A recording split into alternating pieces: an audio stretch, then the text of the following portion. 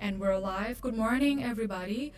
Distinguished guests, thank you for joining or for tuning in for this live event and for being here physically as well. Good morning to all of you through Thai PBS, COFACT Thailand, Thai PBS World, and Ubon Connect. I would like to welcome you to this event at Sivatel Hotel in Bangkok, Thailand. We're now hosting this event on the 2nd of April, and the civil society sectors have been collaborating in order to organize this event to celebrate one of the most important days in the world, which is the International Fact-Checking Day, or what we call the วันตรวจสอบข่าวลวง. There are two meanings to this name, basically. It may be the global fact-checking day or International Fact-Checking Day. So this particular event was initiated by the International Fact-Checking Network, or IFCN, who dedicated today or this day as the International Fact-Checking Day, because yesterday was April Fool's Day, that people have to be prepared in order to embrace the fact that some news that are broadcasted yesterday may not be true, but today, the day after that, we want to ensure that we can have the ability to control all of the information that is being passed around, and especially for the infodemic or on COVID-19 as well. So first on the agenda, before we go into the keynote speeches and also the panel discussion, we're now together in this auditorium and also through the online channels as well, for those who are joining virtually. First of all, we'd like to mention the co-hosts from 4 sectors, from civil society, from the educational institutions, and also the mass media as well, and international organization.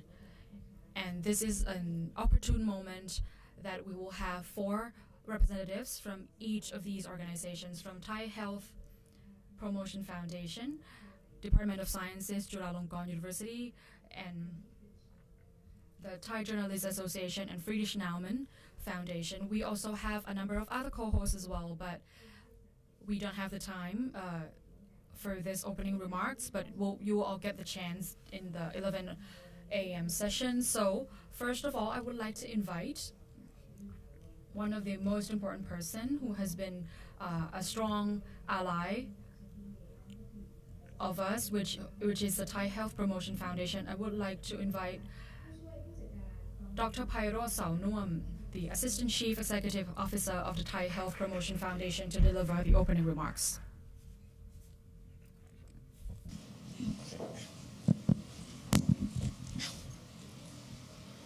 สวัสดีครับเรียนท่าน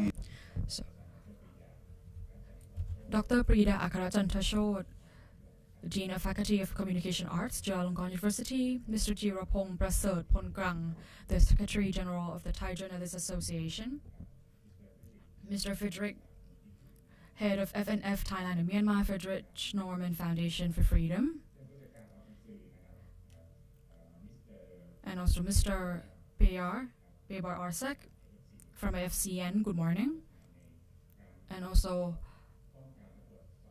all other co-hosting organizations and members who are working on fact-checking. I would like to, by way of background, on the 14th of April last year, when we were, in the kind of crisis of COVID-19, that was the launch that brought to the launch of the fact-checking community in Thailand. And almost a year after that, we have been working tirelessly in a number of matters and a number of topics in order to, ensure that we can go through the crisis, and also we can have a better control and better grasp of the situation through fact-checking as well.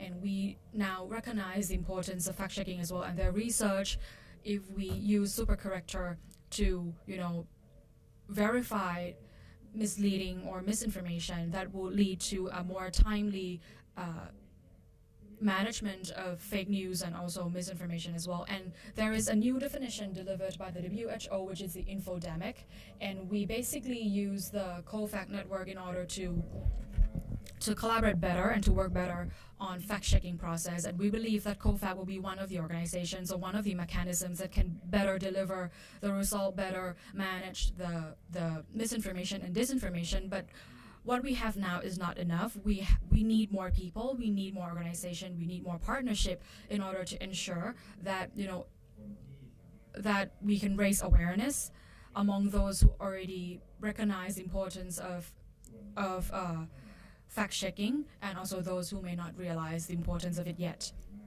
This is the opportune moment. Today is the 2nd of April, which is the International Fact-Checking Day. We're going to use this opportunity to organize this event and also to review all the body of knowledge that we have on fact-checking in order to scale up, to ensure that next year or the year after that we can work more better in fact-checking process. Thank you. Thank you so much, Dr. Phairot. That was the first remarks. Next, I would like to invite, who is a very busy person, and since today is International Fact-Checking Day, a number of organizations are hosting this similar events. So I would like to invite Associate Professor Dr. Peerapon Anutarasoat, the Dean of Faculty of Community Arts, Chulalongkorn University.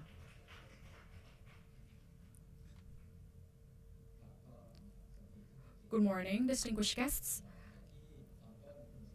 As Kun Supinya and also Dr. Phairot had already mentioned that fake news or disinformation basically has become infodemic. It has been some kind of a pandemic that goes all over the world, and the world recognized the seriousness of this problem. And Chulalongkorn University, particularly the Faculty of Communication Arts, we are very honored to be working with the civil society and also the academic sector as well, both domestically and internationally, to be part of hosting this very important event to basically declare our agenda to move forward with fact-checking. And we do hope that the activities that are happening today will be part of the steps that will lead us towards the consciousness and living together, to reduce the conflict in the society, reduce the panic that are caused by fake news or disinformation. And we hope that at the end of the tunnel, we can have a better society,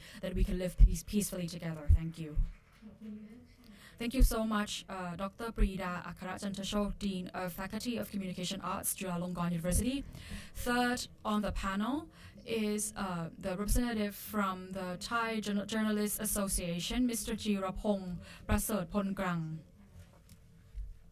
The stage is yours.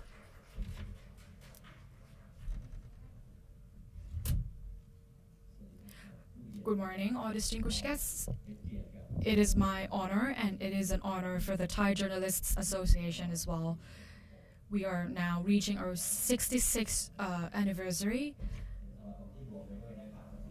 and people may think that we are just an association for journalists, only for newspapers, but now we are now more open to online journalists as well, and we are now inviting them to basically join us in this association. We at the TJA, we have been working more recently to provide training to our journalists on disasters, and also we provide courses to the junior and senior university students as well. And that is something that we are, we're in the provision of that curriculum or courses, we are now also raising the situational awareness to these university students as well, and make them aware of the seriousness of the effect of disinformation as well. And COFACT has invited the TJA to be part of this particular task force, and also for us to be contributing on fact-checking or verification process. Also, we've seen more often than not that there are news that are spread everywhere that may use quotes, or that may use some parts or only parts of the news that may not really reflect the whole picture. It is now our job to ensure that the news are presented correctly and completely as well. This is something that the TJA prioritizes, because we recognize that disinformation or misinformation, it cannot be shared just for the purpose of entertainment. It can lead to a more severe results. It can lead to health issues. It can lead to people being assaulted or being murdered. So if any of the organizations that are present here in this event, if you want to involve us in that process, we will be more than willing to. Thank you very much. So thank you so much, Mr. Peerapon Anutarasoat, the Secretary General of the Thai Journalists Association. We also have other professional associations who are here with us as well. But last, on the opening remarks, he is the representative from the international organization and has been a strong advocate on this particular topic. And 2 years ago, we hosted this very important event, and we also invited a representative from Taiwan. So that has been developed to the collaborative fact-checking process. So I would like to invite Mr. Frederick Spa, the head of FNF Thailand and Myanmar Friedrich Naumann Foundation for Freedom.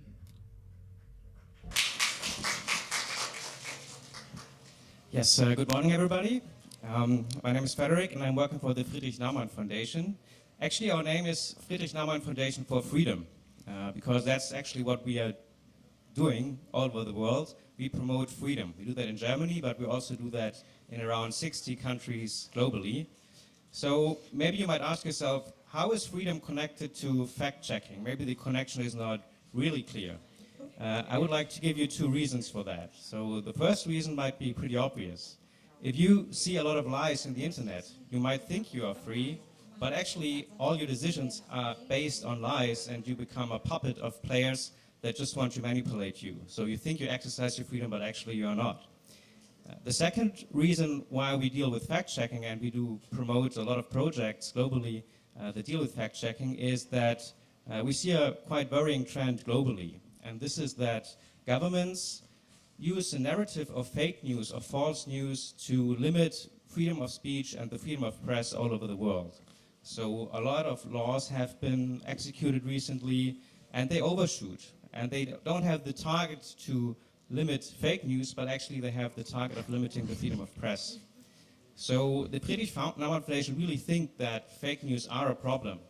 But we think that we shouldn't tackle that problem by laws. We should rather tackle the problem with education, raising awareness, and animate people to fact-check news by themselves. That's why we also think that the slogan of COFACT, everybody is a fact-checker, fits brilliantly to our idea, because, yeah, that's what we all need to do. We have to fact-check the news in the internet. And what we also like about specifically COFACT is that it animates this voluntary spirit, right? It's kind of the civic engagement in the 21st century. In Thailand, we have a lot of groups picking up trash from the beaches, which is very important, and COFACT is kind of doing the same in the internet. Volunteers are picking up the trash and the lies from the internet, and I think this is a very, very important thing to do, and I'm very open and very interested in the discussions we see today, how we can improve fact-checking globally. So thank you very much, and also thank you very much to all the partners. Thank you so much, Kun Frederick ค่ะ ขอบคุณมากค่ะ คุณ Frederick Sport. Thank you very much, Frederick, from Friedrich Naumann Foundation for Freedom. So next, before we go to the next session, I would like to say hello to the Venerable Santiphap Phoemmongkhonsap from the Institute of Buddhist Management for Happiness and Peace Foundation. Since some of us may not be here throughout the event, and since we're all co-hosting organizations, so I would like to take this opportunity for us to have a group photo together. Also, I would like to invite the Venerable Napan as well, and all of you who are here from the co-hosting organization, I would like to invite you for a group photo. อนุพงษ์ไทย PBS นะคะเดี๋ยวนะคะขอมองอีกนะคะองค์กรร่วมจัดทั้งหมดเรียนเชิญข้างหน้าเพื่อถ่ายรูปร่วมกันสักครู่ค่ะเชิญค่ะ I would like to invite all of the co-hosting organizations, the representatives, on the front of the stage, and next session we will be joined virtually from the US. So if I didn't mention any particular organization, please feel free to step up and come to the front of the stage for the group photo. All of you are invited. Please join me in the front of the stage. เชิญค่ะพี่หนูเชิญไหมคะแจนค่ะใครเอ่ยท ถอดก็ได้ค่ะไม่เป็นไรแป๊บเดียวซ้อนมา2 แถวได้ไหมครับได้ค่ะยังไงดีคะตัวเล็กอย่างนี้โอเคปุ๊บมาแถวหน้าปุ๊บเฟมินิสต์กันนะตอนนั้นตกเฟรมไหมคะเข้ามาหน่อยเดี๋ยวเรายืนกลุ่มๆเรายืนกลุ่มๆได้ไหมคะโอเคบังไหมคะ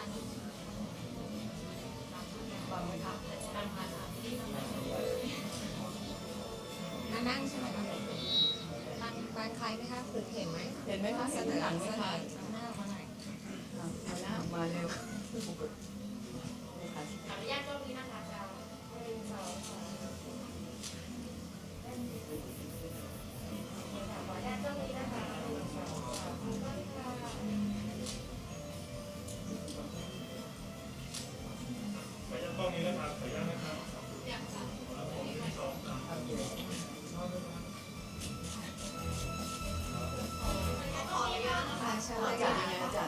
ยังมีเวลาค่ะมีหน่วยจัดความงามของโฟโต้กรุ๊ปค่ะมีใครไม่เห็นหน้าไหมคะ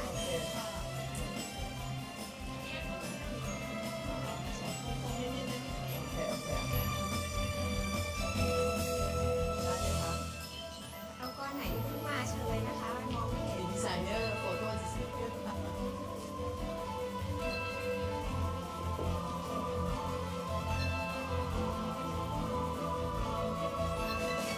เทสค่ะภาษาอังกฤษค่ะเทสภาษาอังกฤษค่ะไทย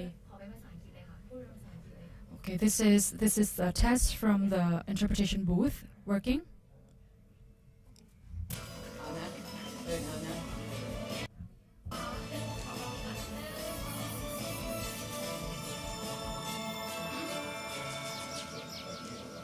อนุญาตตรงนี้นะคะมองกล้องนี้นะคะ1 2 3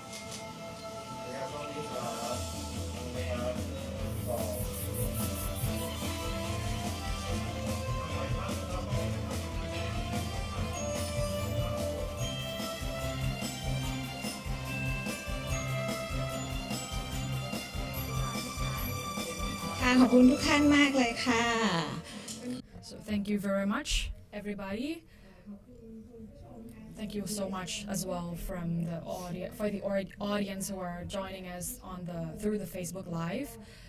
Now we are finished with the opening remarks and the opening session. Now we are going to be connected to the US. It's not the 2nd of April in the US just yet, but it already is the 2nd of April in Thailand or in this continent. So we're now going to be connected directly to the representative from IFCN. So let's just do some testing. Baybar, can you hear us? Good morning. Good evening there. But good morning from Bangkok. As you can see now, we are crowded in the room from Siwato, Bangkok, to celebrate the International Fact-Checking Day, and we are excited. And we just did an opening ceremony, so now it's your turn. Welcome to Thailand virtually. Thank you so much, Supinya. I really wish I was able to be there in person, but I say hi to everyone there. Happy Friday, happy International Fact-Checking Day. Okay, let me briefly introduce you in Thai audience, and then it will be your turn to start your keynote speech for about 10 to 15 minutes with Q&A. So your whole session will be 1 hour, and we expect questions from the floor and from people who following Facebook as well ค่ะก็สวัสดีค่ะทุกท่านตอนนี้เราค่ะ So good morning everyone again. Now we're next on the agenda is going to be the keynote speech on fact-checking challenges across the globe in time of crisis. Joining us today is Mr. Beba Arsak, Director of the International Fact-Checking Network, who also dedicated today as the World International Fact-Checking Day. Now we're going to be hearing the keynote speech on fact-checking challenges across the globe in time of crisis, which is going to be delivered by Mr. Bebas Arsak, the Director of International Fact-Checking Network. Now he's here with us from the US. It's not yet the 2nd of April there, but he's joining us to celebrate this International Fact-Checking Day. So I would like to invite Mr. Bebar to deliver his speech. If there is any any questions at all, please send that through Facebook or Zoom. So Bebar, are you ready? I'm happy to. Hello everyone again. So my name is Baibars. I'm the director of the International Fact-Checking Network. I'm joining this wonderful event from St. Petersburg, Florida, the sunny state of the United States. And I have been running the International Fact-Checking Network with my colleagues and the support of the community since 2019. But let me just briefly walk you through the short history of the IFC and the International Fact-Checking Network. The organization was founded back in late 2015, and immediately after that, the code of principles, the set of criteria that the IFC introduced to the fact-checking community, was signed up by 35 organizations from 27 different countries. And shortly after that introduction, Facebook announced that they will rely on IFCN certification for their third-party fact-checking program, and that was in December 2016. Right now, the International Fact-Checking Network serves to 102 different organizations from 48 different countries, and the number is growing, and we really look forward to having the first organization join our network from Thailand. Last year, during the pandemic, we were able to raise a budget of $4.7 million from funders such as the Luminate Foundation, the Open Society Foundations, the National Endowment for Democracy, the Institute for Peace and War Reporting, including tech companies like Facebook, Google, YouTube, and WhatsApp. So we do monitor trends, formats, and policymaking about fact-checking worldwide. We publish articles in our website, and we release our weekly newsletter to inform our audiences with the latest development in the fact-checking world. We work with fact-checking organizations around the world to help them to build common positions in regards to advocating for more fact-checking on tech platforms, more education at universities and colleges and even high schools lately to inform people with the importance of accurate and reliable information. We do run our code of principles applications process, as I briefly mentioned earlier, to increase the accountability and transparency among the fact-checking community. We found fellowships, we found annual fellowships, grant-making opportunities, innovation challenges, crowdfunding match programs, all sorts of programs to help fact-checking organizations around the world.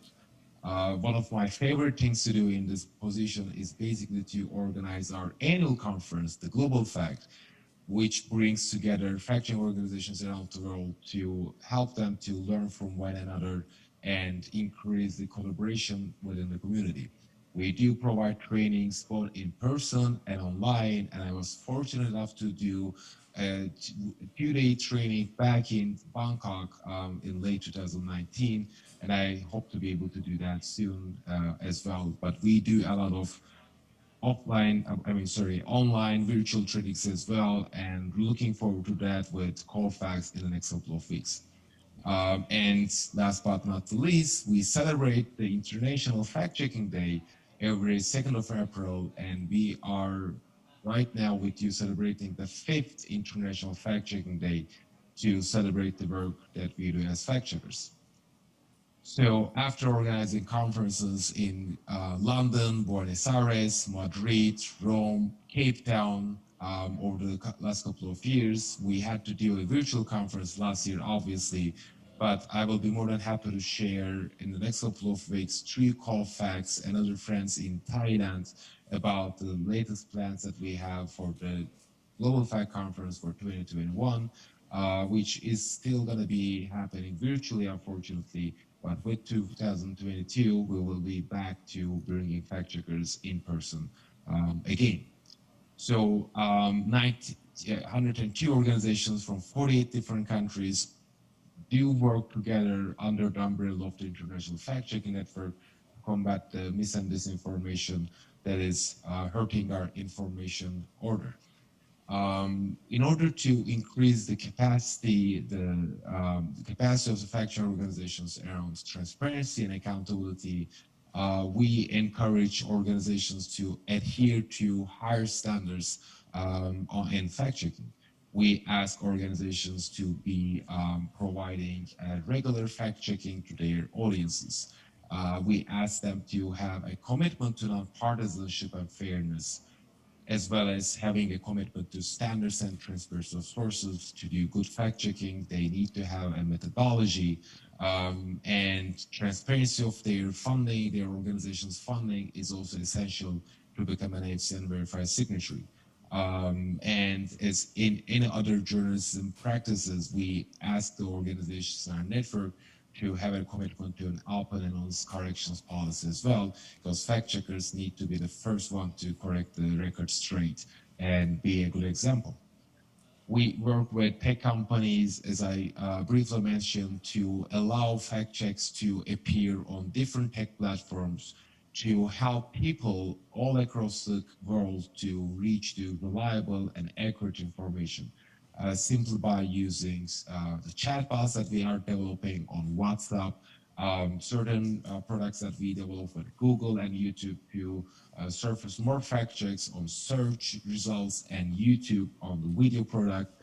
And to do that, we have been working with the organizations in our network to publish fact checks around COVID-19 falsehoods. Last year, we were able to fact check more than 11,000 fact checks around the falsehoods about COVID-19. The director for fact checkers are available in English, Spanish, Portuguese, and Hindi. And we work towards to make certain products available for anyone in the world. So I'm more than happy to basically provide these resources to anyone who is interested in the IFCN. Our code of principles is available for anyone who is actually running a fact-checking organization. And we really look forward to expanding our collaboration with fact checkers in Thailand.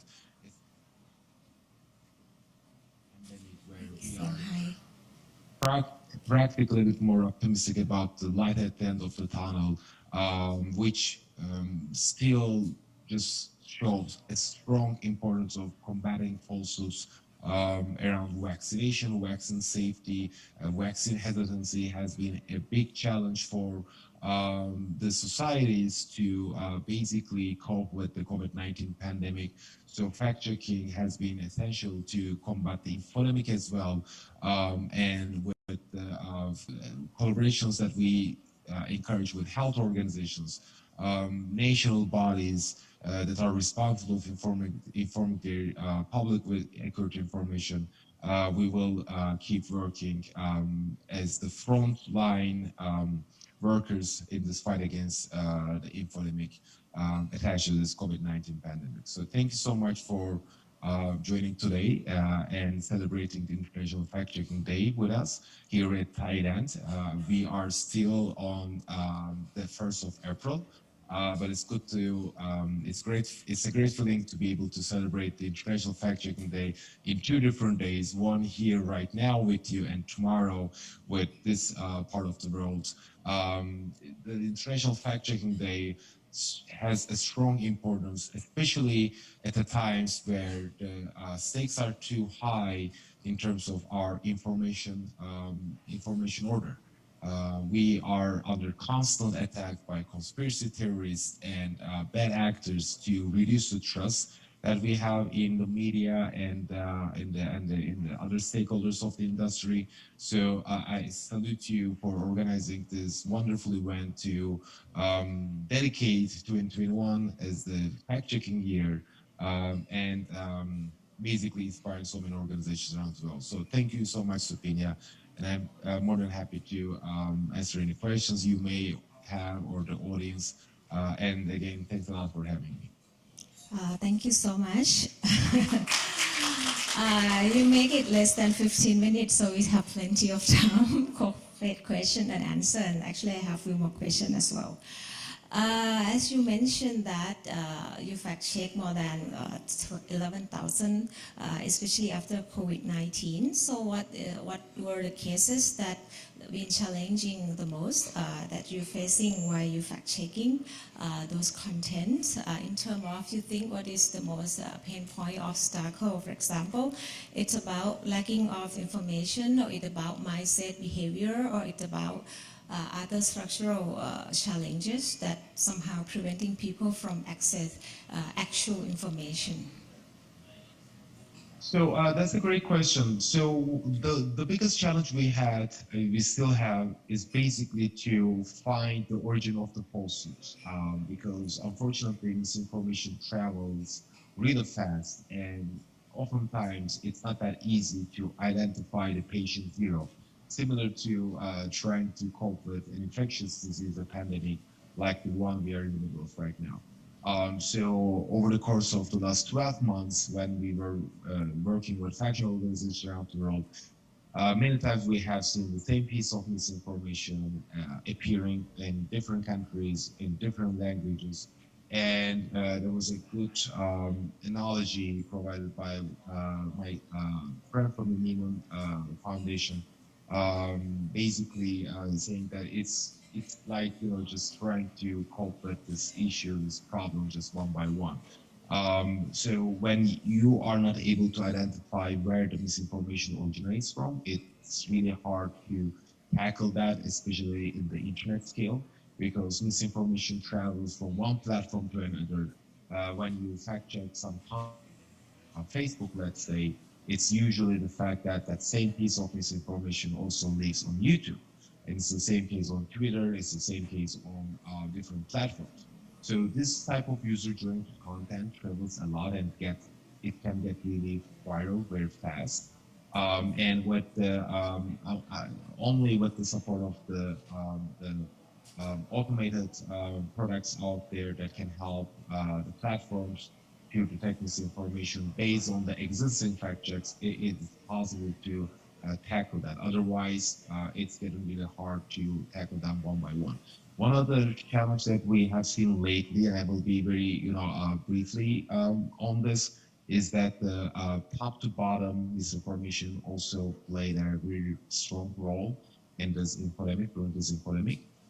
In many countries all around the world, leaders in different capacities have unfortunately failed to provide the responsibility that they had to inform the public with accurate information, especially on the importance of social distancing, facial coverings, and lately in these a few countries, vaccination efforts have been undermined by leaders all around the world, and then the media, the fact-checking organizations had to cope with that top-to-bottom misinformation, which was very challenging to address. So those two things would qualify to me as a few of the most challenging aspects of tackling misinformation during the pandemic.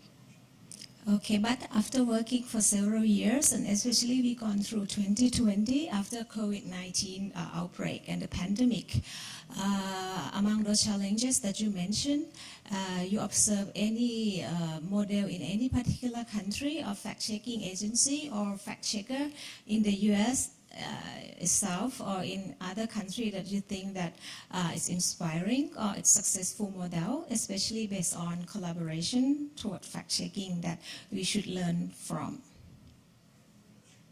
Fact-checking back in early 2000s was basically a practice within certain newsrooms, certain organizations that was particularly about fact-checking political claims and statements, and their relevance and accuracy in terms of public interest.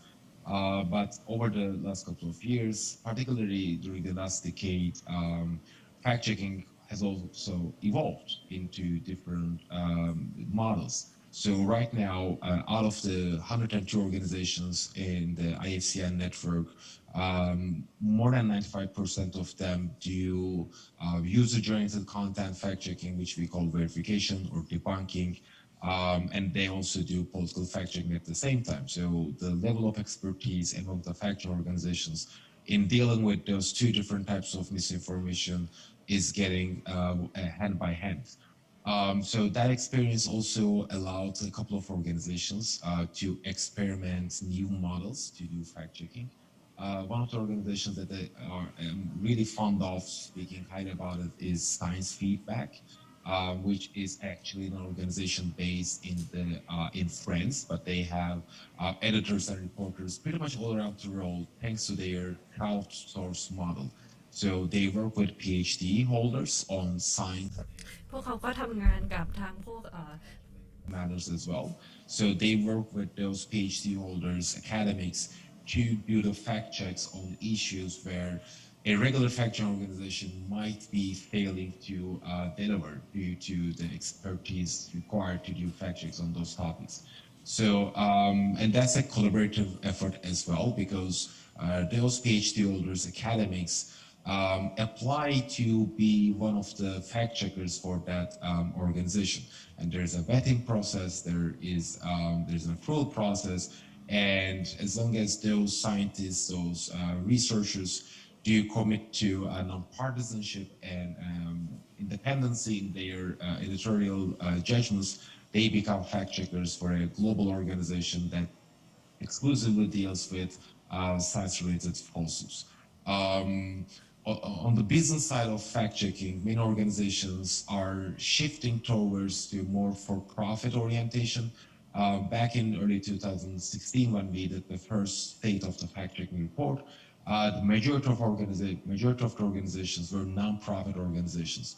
But due to the increasing investment in fact-checking by tech companies, by funders, by government agencies, all sort of funders, philanthropic organizations, now fact-checking has become a big part of journalism activities all around the world. So many organizations, in addition to those grants and partnerships, they work with private companies, they work as consultants, they work as service providers, so they can build a much more sustainable business models to continue their operations.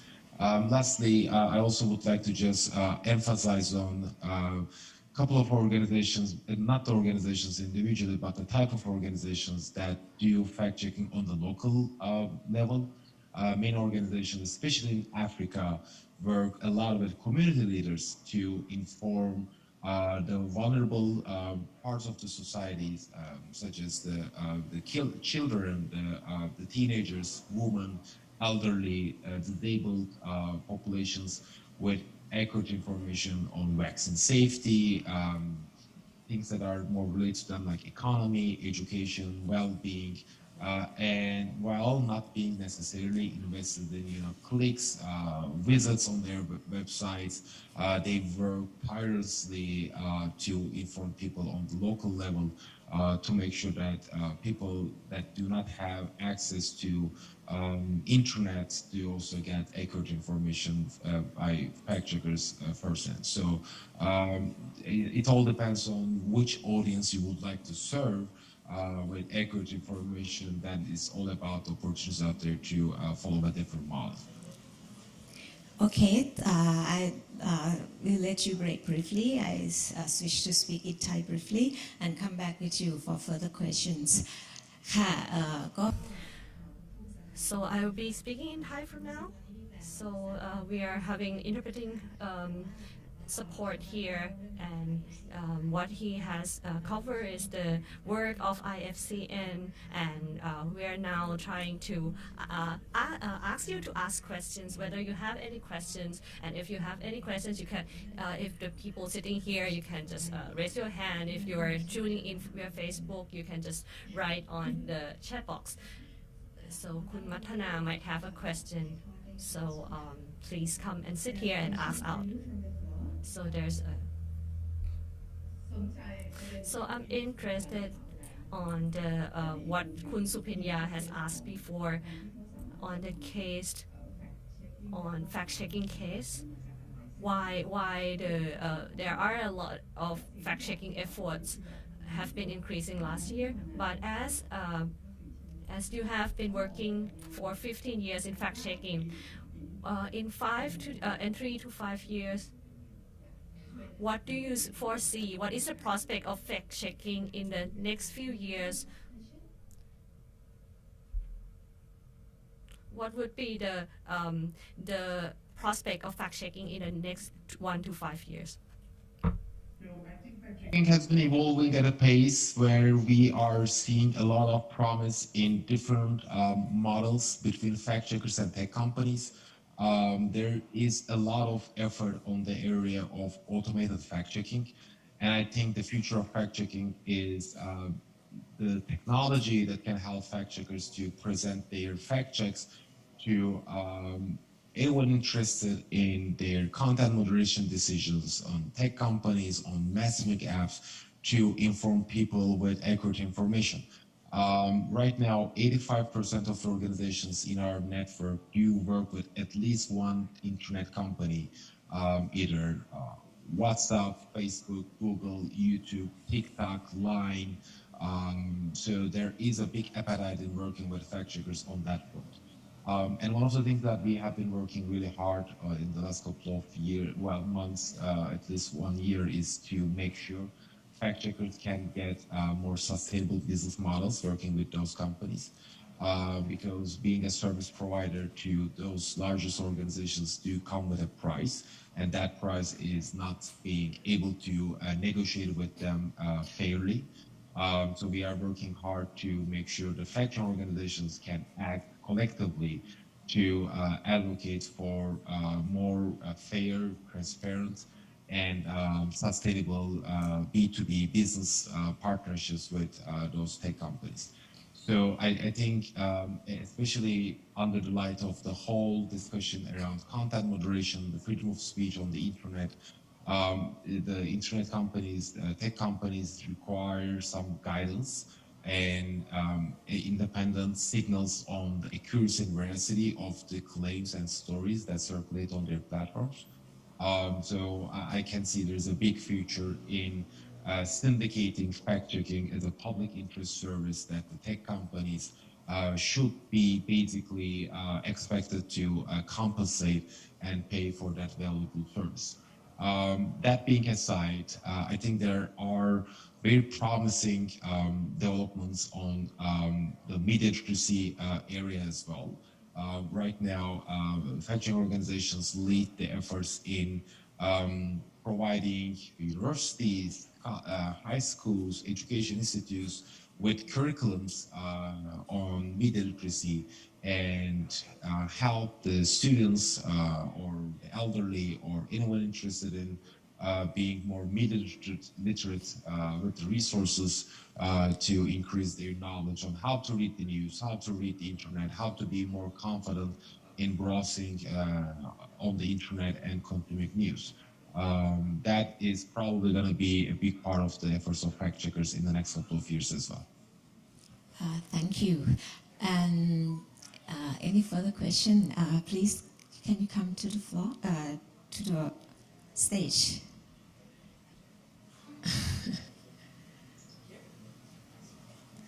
Maybe introduce yourself as well. Hello, my name is Dr. Lisa Bruton. I'm with Southern Illinois University. My question is a little more structural in nature. I think that it's very important that we all individually become fact checkers, but I'm wondering about, for example, the algorithms that we know exist in many social media outlets. For example, Facebook, let's take that as an example. We know that Facebook's algorithms emphasize those things that are sensational.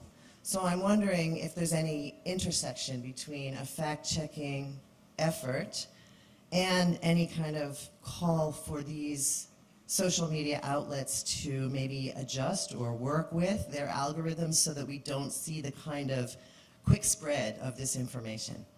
Thank you. Thanks so much. I appreciate it. I think there is some hope on that front. Fact checkers are not the only group of practitioners that are demanding those platforms to be more transparent about how their algorithms operate. Many researchers, observers have been pushing the social media, particularly Facebook, to be more transparent about how their algorithms work. And I think we have now reached a tipping point where the pressure on those platforms are no longer possible to be compensated by those companies. And just yesterday, one of the high-level executives of the company, the Facebook, just had to publish a very long, actually 5,000 words long blog post to talk about how their algorithms work. But there were a couple of notions there that they were basically acknowledging that their algorithms favor sensational content. Sensational content, as you just said, over things that we used to see from our friends and family. I think there's a trend on that front, and fact checking has been somehow essential to point out that problem, because the things that we see on our day-to-day, work are really sensational things that are not necessarily that shouldn't be necessarily concern for people who do not have anything to do with those people who share those stuff. So usually the social media platforms are supposed to connect people, and those people should be the ones that you share common interests. But I think for the sake of reality and engagement, platforms had to basically failed to protect our own healthier, the discourse that we were supposed to have on those platforms. The thing that we are trying to do our best as fact checkers is to push those companies to share the impact of our fact checking work. So we are basically working as a community to make sure those companies, not necessarily on Facebook, but others as well, YouTube particularly, to show the data, the empirical evidence to basically share with researchers and the public to see what type of falsehoods get viral and how fact checks help those people who are exposed to those falsehoods, how those fact checks help to them. So the labels have been a big part of the questions lately, whether the labels on platforms like Facebook or Twitter help people to basically be protected against those falsehoods. So I think even the fact that those labels associated with fact checking has played a strong role in questioning the impact of those algorithms that we see on those platforms and how they impact our news consumption lately.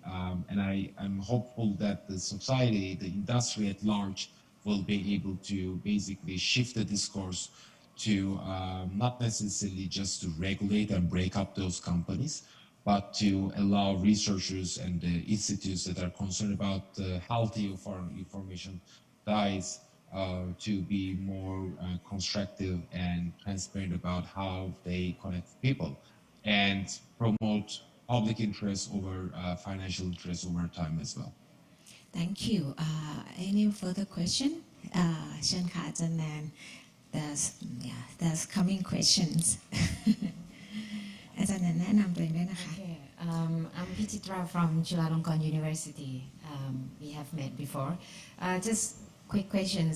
How the fact checkers, like your institution, deal with the government propaganda that sometimes they just release some kind of like fake news? ขอบคุณค่ะ Thank you. Oh. Thank you so much for the question, and really nice to see you again. So I'm from Turkey. I mean, I'm originally from Turkey. I've been in the US for 2 years, and that question just made me, laugh a little bit. So just let me give you an example from my home country, Turkey. The government in Turkey recently announced that they are launching a fact-checking service to basically compete with the I would say, genuine, the original fact-checking organizations, the independent fact-checking organizations in the country. And the line between providing accurate information as the government and basically controlling the flow of information under the name of launching a fact-checking organization is very thin. So we need to be very careful, especially in countries like mine, my home country, where we see the government is using fact-checking as a service to push for an agenda that may or may not be accurate at all. In countries where I try to follow closely, like Brazil, where you have a number of fact-checking organizations operate independently and very efficiently, are now in a position to compete with a new fact-checking service recently launched by the government. And while I understand the importance of an agency in a country where there is, whenever there is like a national crisis and natural emergency or disaster, the government definitely should be able to provide those information and work with the media and existing organizations. But in terms of dealing with government propaganda, we are very mindful about protecting the fact-checking organizations in countries where they are attacked by the government on a daily basis, which happens in the Philippines, in Brazil, in Turkey, at some point, to some extent, in India, in many countries, basically in Poland, in Hungary, even in Europe, we have the same problem. And we are working hard with legal experts around the world. We have a program with Media Legal Defense Initiative to provide legal assistance to fact-checkers who are under attack by other publishers, or in many cases by their own governments as well. So it needs to be handled and navigated very delicately to make sure fact-checkers, journalists are not under threat by the government propaganda. Yeah, thank you. Since it's getting a bit political, I've been following on the internet, on the Twitter, especially in the case of the US. Some people complain that why fact-checker work less active during the current president compared to the previous one. But the other defended that not true, we also fact-checking. So there's an ongoing debate how you observe that in the US. So people start to compare how active fact-checking agency and media fact-checking the previous presidents and the current one, for example. You're referring to Daniel Dale from CNN, I guess, and he, as the fact-checker of CNN, was pretty busy during those 4 years, fact-checking the former President Donald Trump. And fact-checkers, the independent, non-partisan fact-checkers, obviously I'm talking about, do fact-check things from different political aisles, different sides of the political aisle, different political actors. So this is totally normal for a fact-checker to show the same time and interest to anyone in power, because at the end of the day, as I was just briefly mentioning a couple of minutes ago, fact-checking was born as a practice to hold the powerful accountable. Factcheck.org was founded back in 2004 to basically start fact-checking the upcoming presidential elections in 2008. And the midterm elections in 2006 and the presidential elections in 2008. So that hasn't changed, and many organizations, fact-checkers, are still showing the same attention to the current president as well. And I believe you might be able to see, like, for example, PolitiFact's website has a dedicated section to track the promises of the current administration, to a designated space, a platform to fact-check the current president and his administration. So fact-checkers still work a lot, but it's also fair to say that, the former president was much more active on Twitter and providing more material to fact-checkers than the current one. But at the end of the day, it doesn't matter who is in the office. It's all about making sure the public gets accurate information from the people who are in power. That's true. So, so now it's coming to another crucial question that I have to ask you before I forget.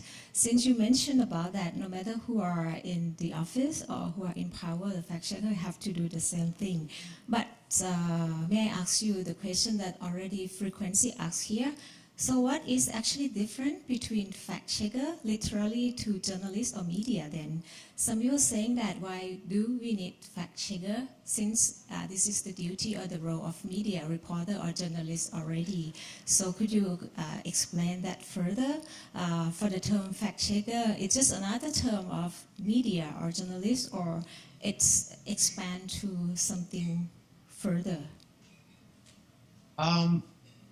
Basically, all fact checkers are journalists, but not all journalists are fact checkers. I will just simplify like that. A fact checker should be a journalist to fact check any claim or story, or yet alone, investigate a story, some, stuff on the internet to make sure it's true or not. So all fact checkers are journalists. But I think what makes fact checkers a little bit different than journalists is that the time that they dedicate and allocate to a certain claim or story or something that they see on the internet. Journalism traditionally has been driven by the need to inform people as fast as possible, to make sure that they get the news, to make sure they know what's happening around the world. And also, like, opinion journalists, like columnists, public opinion makers, with their op-eds, with their columns, also they share their perspectives. But on the other hand, fact checkers, at least in our network, they are not supposed to basically comment on the things that they fact check. They are not expected to share their personal opinions on the matters that they are fact checking. So there is a limitation for fact checkers to be exclusively factual and do the fact checks based on the publicly available evidence. So fact checkers need to have a methodology that basically pushes them to allow the readers to be able to fact check the same claim, same statement, or verify the same content using the same steps. So every fact check at the end of the day should be replicable, so anyone can follow the same steps and see if they come up with the same result. On the other hand, journalists do not need to do that because, especially the ones that express their opinions, they don't need to do that because that's their opinion and they are more than entitled to their opinions, obviously. But I think the technical expertise, being able to dedicate more time to dig deeper into those statements, those claims, and those stories, or anything that circulates on the internet, requires time and attention. And fact checkers are basically, able to do that because their mandate is to inform the people. But I'm really happy to see that the perception that fact checkers are somehow like a different species is no longer that relevant, and there's more and more collaboration with traditional journalists, mainstream journalists, and fact checkers.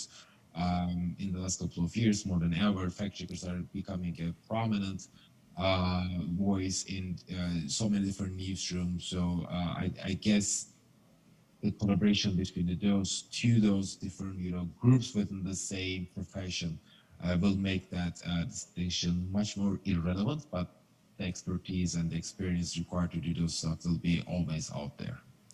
Thank you. มีท่านใดอยากจะ follow up ประเด็นนี้ไหมคะ So is there any other questions or any follow-up questions relating to this particular question? Because what Webar just said is that fact checker is different from journalists, and as we know that there are questions being raised, and also the fact that journalists basically have to verify or cross-check their information anyway. But what Webar said is that all fact checkers are journalists, but it's not the other way around. So if there is anything you would like to, any opinions or comments that you would like to exchange, or any Your opinion, do you say ก็คือสืบเนื่องจากคำถามที่คุณได้พูดถึงเรื่องที่คุณได้พูดถึงก่อนหน้านี้ว่าแน่นอนว่าตัว fact checker เนี่ย skill, right? Digital skill, obviously. For example, know how to use digital tools with literacy or fluency. That's the basic. Yes, so the translation and the Thai audio was coming at the same time. But if you were just referring to what I was saying about that difference of expertise, I can just speak to that a little bit, but just let me know if I got that right. I asked you that obviously that who are fact checker, they need basic skill like digital skill, using digital tools. That is correct. Yes, that's correct. Yes, they need to be better trained and informed about how they can use tools. And when we say like such tools, I mean they're not necessarily any, super secret, advanced tools that we are speaking about. It's basically like, fact checking. If you spend like, I know you do, but anyone if he is interested in like knowing more about how fact checkers work, it's basically about using tools that are already out there for public access. Some of them are paid, obviously, but that's just to make that process faster. But even like, with a couple of like quick, exercises such as like doing a reverse image search, looking up the website, whether it is, it has like a legitimate, ownership, and whether they have like an archive of things that they have published in the past can give you a sense of understanding whether you see, whether the thing that you see is accurate or not. And more importantly, I mean, fact checkers, as I said, are journalists, and they need to reach out to sources, other people, eyewitnesses, official sources, call for statistical agencies to make sure that the information that they have is accurate. So that sort of like investigative journalism reflects within fact checkers are actually the thing that makes fact checking a part of journalism. So there's not one software that you put some content there and see whether it's accurate or not. It's still day-to-day journalism activities that you need to do, but to make those processes workloads faster, yeah, such tools are very essential, very helpful, and everybody can use them, and we provide a lot of resources and trainings, and we'll be working with COFACT to also make some of those trainings available to fact checkers in Thailand as well. So it's fun, and the more that you fact check things that you see on the internet, you debunk conspiracy theories. The satisfaction that you get is pretty much fulfilling. โอเคเดี๋ยวเราจะจบเซสชันนี้ประมาณ 10:20 So we will end this session at 10:20. So if any one of you would have some more questions, I will be asking for you. But now we are going to ask 2 more questions. Before that, yes, please come to the stage.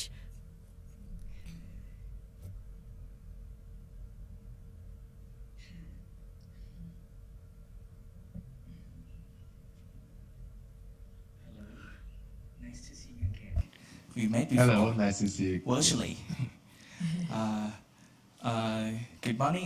I'm Pramanapan Santiphap Phoemmongkhonsap, Assistant of Watsakate and Chair of Institute of Buddhist Management for Happiness and Peace Foundation, or IBHF Foundation.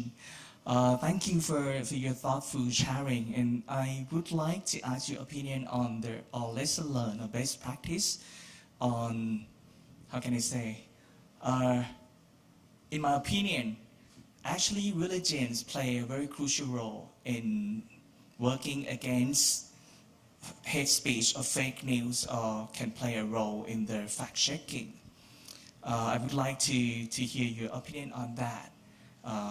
Do you have any best practice on how religions play a role in fact-checking? Because for example, in Buddhism, we have a spirit of like awakening. We need to use our critical thinking. Could you please share that on during the crisis, how religions play a role in their fact-checking? Thank you very much. Thank you so much.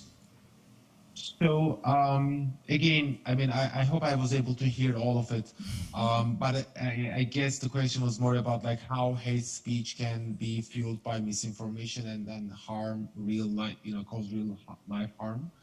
I can speak about that a little bit, and you can let me know if I understand it. I mean, so misinformation can cause real life harm. In many examples, we've seen that misinformation fueled by certain groups led to lynchings, smear campaigns, violence. So fact checkers need to prioritize the things that can cause real life harm. So there are a couple of things that fact checker can do in just like an hour or so. But some of those fact checks may not necessarily be essential.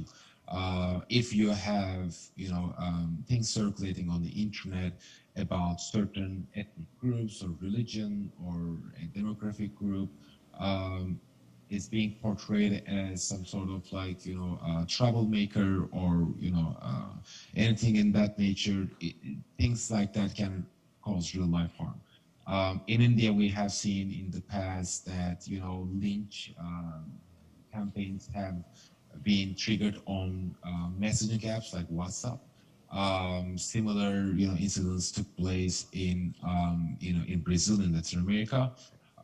So fact checkers have limited time, obviously, as any other professional. So they need to make sure that they prioritize things that can turn into real life harm. We have seen that in a different capacity. We still see that in a different capacity around COVID-19 falsehoods. According to a study was recently published, at least 6,000 people were that they lost their lives because of things that they have seen on the internet, such as the claim that drinking bleach cures COVID-19, or similar falsehoods like that. They lost their lives because they believe in things that they have seen. Similarly, things can go really violent and bad in terms of social peace and coexistence. So it's an important duty for fact checkers to inform the public around those very essential but crucial pieces of misinformation. Thank you ค่ะก็มีหนึ่งคำถามนะคะ So I have another question, the last question. So we have another question, and then there will be another question from me. So you might be already sleepy. So Beba, from the floor, and then my final question for you before we send you to bed เชิญคุณ Frederick ค่ะ introduce yourself again. Hello. Yeah, recently we saw that platforms like Facebook or Twitter became more active in blocking content or even accounts of famous politicians because of inciting of violence, but also because of wrong information or false news. So what's your position on that? Do you think they go too far with that, or you think this is actually their responsibility for a good public dialogue? Thank you, Frederick. So deplatformization has been, widely discussed, and last month we actually hold a conversation during our ASEAN talks about deplatforming and how fact checkers were reacting to that.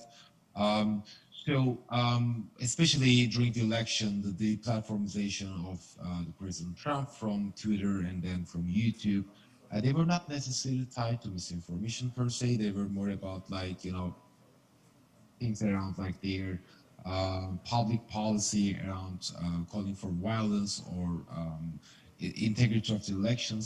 So I don't feel that fact checkers had at least a direct involvement in those decisions. But as someone who has been following the industry for a while, I think we are experiencing very crucial days and months to basically understand the role of social media. As someone who has been living in the US for 2 years, I have been able to realize that the First Amendment, the right to speech, the freedom of speech, is an essential right for all Americans. And at the end of the day, those tech companies, however they claim that they are international, they're still American companies, they're US-based companies, so they kind of feel like they for all rightful reasons to stick to those principles.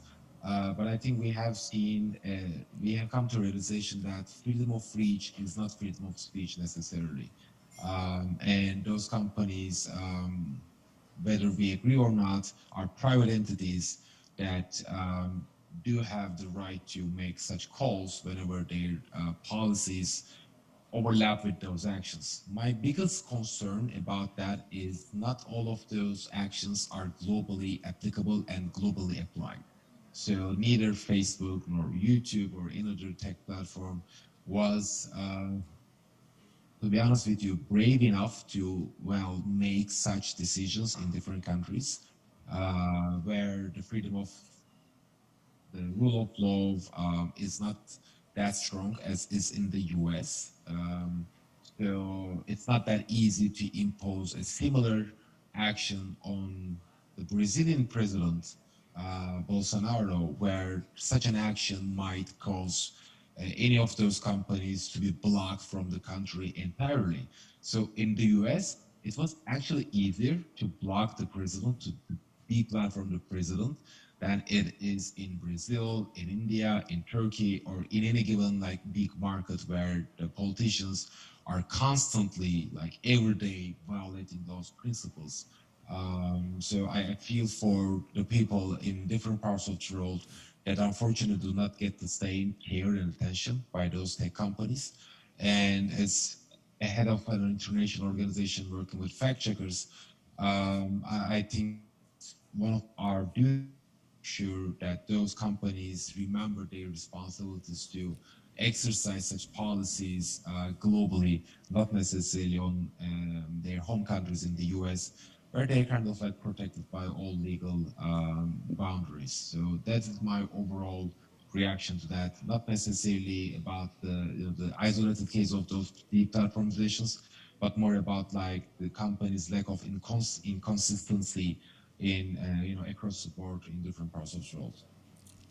Thanks for the answer. I think also almost an hour, so it's time to close your keynote speech and Q&A session. But before doing so, may I give you a final question with a sort of casual question, since you are still on April Fool, right? There. So, and you've been observing and fact-checking all the misinformation story for many years, and especially today, April Fool Day. So actually, personally, what is the most story of false information or misinformation you like the most that you would like to share with us? That it could be funny or it could be something, just to share with us before we closing talk. And please give your final talk about, since you said that every fact checker should be a journalist, but since we are here, we are not only journalists, and based on the idea of collaborative fact checking, we believe that everyone should be a fact checker. So before you end this talk, I would like you to conclude the idea of, is it possible that everyone can be a fact checker? Please. Sure, let me start from the last part. I mean, yes, everyone can be a fact checker. It's not rocket science. Like fact checking is, different, like similar to other practices within journalism. It requires expertise, dedication, focus, and time to master your skills. But even just being able to strengthen your, I say, like our suspicion muscles, help you a lot to be a fact checker for your family.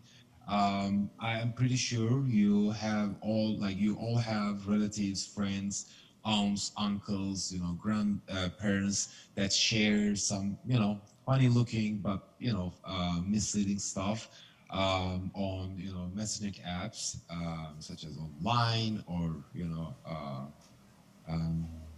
WeChat or any other messaging app. Even if you just help them to see that that piece of information is not true, then you are a fact checker. In the past, because fact checking, even in the 20th century, early 20th century, big newsrooms had fact checkers who make sure the information provided in those stories were accurate. So fact checking is not new. It has been here for a very long time, but now it's changing some sort of like formation and structure. So anyone can be a fact checker, and there are great resources out there. And COFACT, as you do, Supinya, have been doing a great job in bringing together different partners all around the country, all the way from Chiang Mai to the Deep South, and today organizing this wonderful conference in Bangkok. Have been helping a lot, along with our friends at Sure and Share Center. There is a big presence in Thailand when it comes to fact checking, and I look forward to seeing that growing and strengthening. In terms of like what's my favorite false hood fake news story, it feels like ages ago, the pre-COVID world. So anything that I can remember right now is probably going to be from COVID, and they were very like harmful and like misleading in so many different ways. But if you allow me, I might just like end up with like some personal reflection that I'm a strong like soccer fan in my home country. So every year we have been hearing a lot of like fake news stories about transfers that our club might have been doing at the time. I guess that's the only fake news that I can feel like attached to with an emotional bonding. There are like really just bizarre things out there in terms of like things that fact checkers have been doing. Many fact checking organizations spend a lot of time to basically fact check the same thing. Yesterday, I just saw a tweet from one of the organizations, 9.00 from Full Fact in the UK. They were just publishing another fact check on this, Basil's claim that 5G was causing COVID-19. And they were just saying that we have fact-checked this already more than enough. So, but again, here it is again. So they just had to do that because some stuff just keeps circulating. So that is something that I still cannot understand. What's the whole, like the motivation behind that, Basil's conspiracy theory. So it always, interests me, but that's just an example on like how false information can mobilize people even around like very baseless and bizarre stuff. So that is sort of like a testament to me to show the importance of fact checking everything you see. If you think it causes real harm to people, if it causes a decline of trust from people towards the media, the public, it is a public service at the end of the day. So no matter how bizarre things might sound to you, unfortunately, there will be always people out there who will be willing to consume that information, and then just like having a polarized atmosphere, even on the very essential things that are factually impossible. So we must keep doing our job, and the International Fact-Checking Day is a great way to remind that to ourselves. And thank you so much for organizing this. It was great to celebrate the day with you. Even it's not still April 2nd here, but I guess I'm very fortunate to be able to do that with you today. Thank you. Excellent. Thank you so much. Thank you so much. And hope we can work further throughout the year. And next time, see you again. So now, have a good night there. Thank you so much, Bye-bye. Thank you. Kapun kap. Kapun ka. Enjoy the rest of your day. You too. Have a good night. So thank you so much, the director of FCN, and that marks the end of his session on the fact-checking challenges across the globe in time of crisis. We may not go into detail because we have limited time, but that was an interesting session. So we'll have a little break in order to adjust the room to be ready for the next panel discussion. Thank you.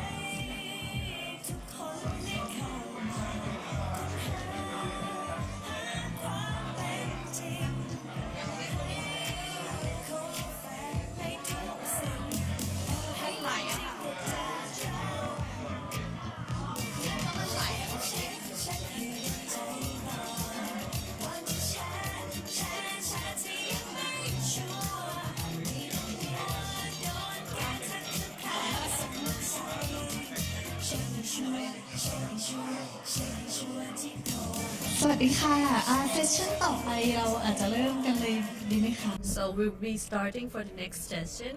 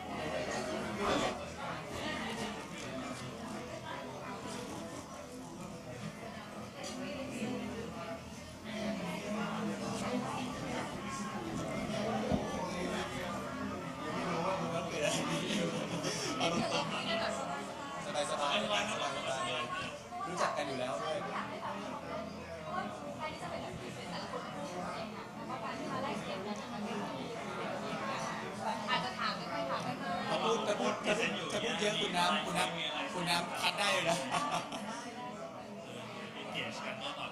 อยากให้เป็นเหมือนกับ engage เลยค่ะเพราะว่าการที่แต่ละคนมานั่งใช่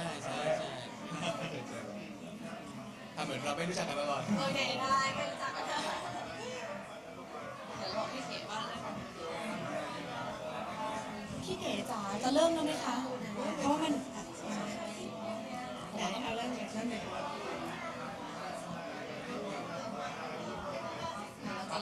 มีอะไรสักอย่างหนึ่งเป็นเขามาจากม.สงขลาเป็นเหมือนกึ่งงานวิจัยด้วยเป็นสัมภาษณ์อาจารย์ชื่ออะไรนะเชิญได้เลยค่ะให้ผมนั่งไหนดีนั่งเลือกทำเลเลย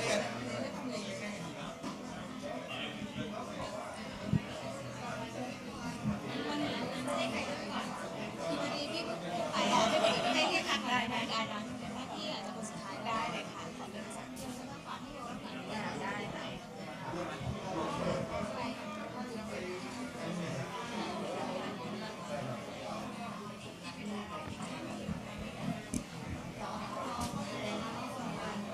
สวัสดีครับ สวัสดีค่ะ So good morning everybody.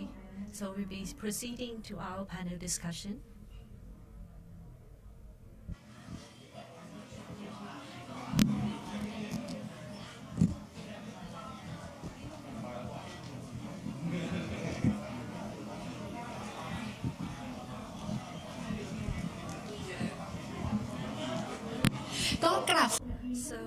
Good morning, everybody, dear distinguished guests, and also our audience from Facebook Live. So today we will be talking about the prospect and pain points for fact-checking in Thailand. So this is a good opportunity for us that we have invited a number of organizations that would work in fact-checking, and we have representatives from the government, from private sector, and also from the press. So we have everybody here, and I would like to ask everybody to introduce yourself and share with us what is the importance of fact-checking nowadays. So that would be a first question to create impression. And I would like to ask you to share about the importance of fact-checking nowadays. So good morning. My name is Ravee Tawantharong. I'm the president of Online News Provider Association, and I'm also coordinating with different news agency, and also I'm also executives of two medium, so The Nation Thailand, and I would like to share on as a person who look at a strategy of online content that should respond to the behavior of consumer. I've been also involved in fact-checking for 8 years or more. So anyone would like to start? What is the importance? Who would like to share the importance of fact-checking nowadays? So I would like to introduce myself first. My name is Peerapon Anutarasoat. So my name is Yo, and I'm head of Sure and Share Center, which is a program on MCOT and Thai News Agency. So on fact-checking is very important for Thailand, and it's not actually important for Thailand but for all countries. It has been increasingly important because the more news we have, the more fact-checking we need, and the more news there are, the more information there are, the more trustworthy these news are. So this is why we need fact-checkers, and we need more fact-checkers in the world. So good morning, my name is Santiphap Phoemmongkhonsap from Anti-Fake News Center. I'm the Deputy Director of the center. So the Anti-Fake News Center is under the Digital Ministry, and you might ask why it is not an independent organization, but the reason why we are under the ministry is because the intelligence and the news these days are very widespread, and then government needs to be in action for that. So we would like to be the center of information. We would like to act as fact-checking center from the government agency, where the people can try to check the fact, check the information they have, and we are not going to answer every question, but we will be binding the people who wants to know to the person or the organization that knows the fact. So we would like to work for those who would like to check the fact or check the information they have. So my name is Nattakorn Ploddee. I'm the fact-checking editor of AFP Thailand, and AFP is a news agency that work in fact-checking, and we have the third party. We are the third party fact-checking for Facebook, and we are working. So we work together with Facebook in fact-checking, and we could choose whatever topics that we think is important and then do fact-check. And then we are also a member of IFCN. So we're trying to work and advocate for transparency of news reporting and that there is fact-checking and that there is unbiased news out there. So that would be the start. So, good morning. My name is Supinya Klangnarong. I'm a co-founder of COFACT Thailand, and it's a new agency for fact-checking industry. You might see like a lot of male representative here, and also like our agency is also the youngest of all that have been presented here. So we would like to promote fact-checking among all the citizens, that everybody should be the fact-checking, and we would like to promote fact-checking and media literacy among the citizens of Thailand. So before we go to the challenges and the across and the pain points, does anyone would like to share the behavior of the people of Thailand? What is the people in consuming news and information in Thailand? So I would like to invite Kun Ravee, who is the president of Online News Provider Association, to share how the Thai society are consuming news and information. So we have been seeing a lot of information from the statistics from the internet providers in 2021, and you can see that from that statistic. So the Thais have been using a lot of online platforms. They're using it heavily, and like in these 3-4 years, they have been using Line and Facebook very heavily, and then the latest year would be Line. So now we are talking about the demography, that we have 67 million accounts on Facebook from Thailand, and it's clustered in 5 major provinces, so Bangkok, Pattaya, and the big cities in Thailand. So that means that maybe people in Yasothon and Srisaged may be using Facebook only, not so much as the big provinces. So that means that they are not accessible to these platforms, to the news on Facebook, for example. Twitter also have only 11 million users. So you can see that the difference between the number of users in big city and smaller cities. So in Line, so like in those platforms, people are not accessible to Facebook, but then in smaller provinces, Line is more used.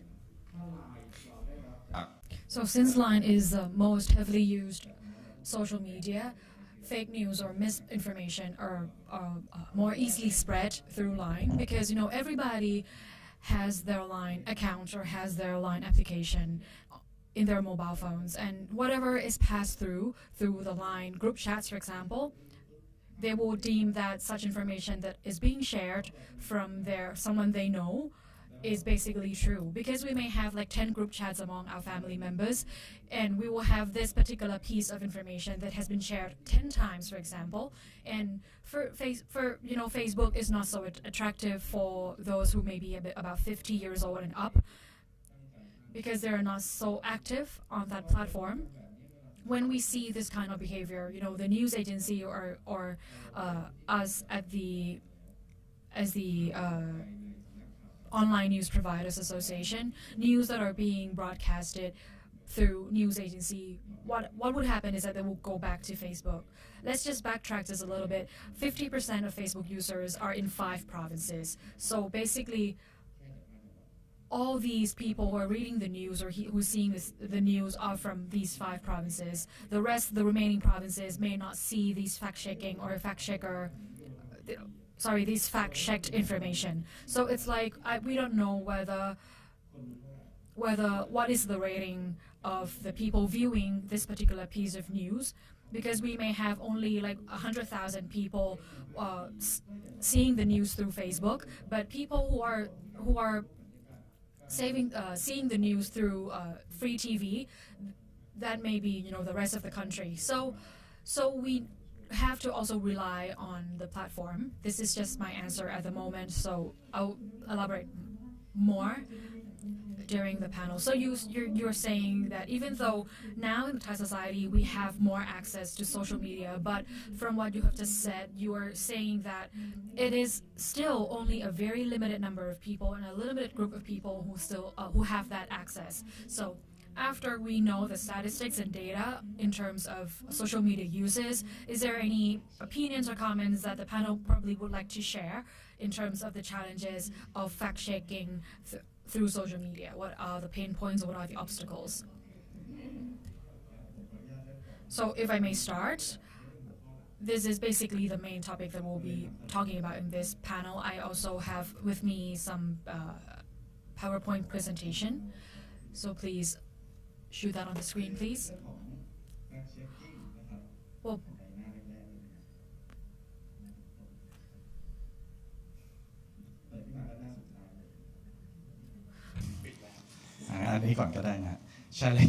Challenges for fact check. So challenges for fact checkers. The three main things on fact checking are speed and time, sources come second,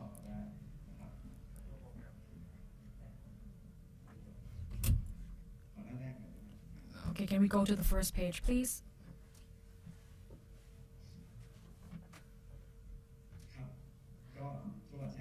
So, short and share is part of MCOT, and we're now reaching our 69th anniversary.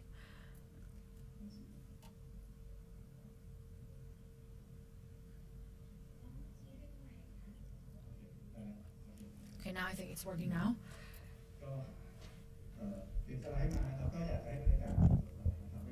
So you can see, I really like this meeting, this conference to be very vibrant, as you can see from the colors on the screen, because today is the happy fact-checking day.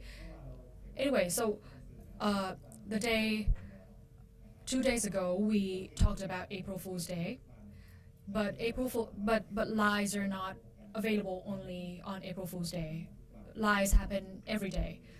We are seeing more and more fake news or misinformation every day, and even more so than in the past. So fact checkers, in terms of what we do, I think this circle here can give you a better picture in terms of what are the duty of fact checkers. We collect, we choose, we check, and we create. So basically, to collect, it means that we have to collect the information or the news media, news pieces that we need to basically verify. After collecting, we have to then verify, and the end product is at the create steps, the create step, which means that after we verify, we have to also publish what we found to those who are, our friends, our colleagues, and also the general public as well. So this is basically the circle of life or the circle of work of a fact checker. And I have to thank COFACT as well for hosting this very important event, because fact checkers, we see the overview situation, and also we recognize that we do not have enough organizations, we do not have enough manpower to basically cover all the fake news, all the misrepresentation or the misinformation that are being spread at the moment. So the challenge in that cycle is that there are three. There's speed and time. That is one of the challenges, because people value people value speed. People value the real-time element when they are sharing things, because we want you want to prompt people to be on alert all the time. This is one of the pressure that fact checkers have to deal with, basically. And I already talked with Kunti from AFP as well, that we have to choose. And we know that people want answers, but if something is not up to our standard, or if something cannot be 100% verified, then we cannot really publish or we cannot really provide confirmation. that is one of the pain points that we have to deal with as fact checkers, because with the time constraint, we may not really be able to put a stop to some thread or to some sharing of the news pieces that may not really be ideal or that may be classified as misinformation. So the next thing is the sources, and the third one is receivers. On the receiver end, receivers may have their own confirmation bias, even though no matter how hard we try to verify and to publish the fact-checked news stories, it's not necessarily going to be received or perceived as such by the receivers. And the fourth one is weaponization, because I already consult with the venerable Napan about the weaponization and what is the more diplomatic term to put here, because news stories nowadays, we can use that as a weapon to spread hate and dislike and violence as well. So for Share and Share Center, we started off in 2015 as a TV video, and basically we started off by encouraging people to basically send us videos so that we can do the fact check. But afterwards, the amount of video, the volume of videos submitted to us are very, very high, and we do not have the manpower to cover that. So it's like after 2015, gradually we are now encouraging people to do the fact check with us, together with us, collaboratively. And what happened nowadays is that the challenges are being elevated by the public as well, and we have to verify the facts. We have to provide truthful information, which will be the immunity to the general public. And also there are a number of other shows that we're working on as well, as you can see the logos here that we'll see in the near future. So for Share and Share, our motto is that we have to verify the facts that are being shared on social media. But other than that, we're also looking and prioritizing to raise the awareness of the users of social media. We want to create the media literacy for people who are using social media, and also people who are using media on other platforms as well. And this is something that we're working on. This is basically the overview of the challenges, the pain points, and opportunities that we're looking forward to. So I shouldn't have let him talk first. So as Kunyo said, the important thing is that the source of information are verified, that it's diversified lately. And I have talked to the university professor yesterday that we are trying to discuss to try to tackle hate speech. So I agree totally with what you said. We have been using, there are people using news and information as weapon.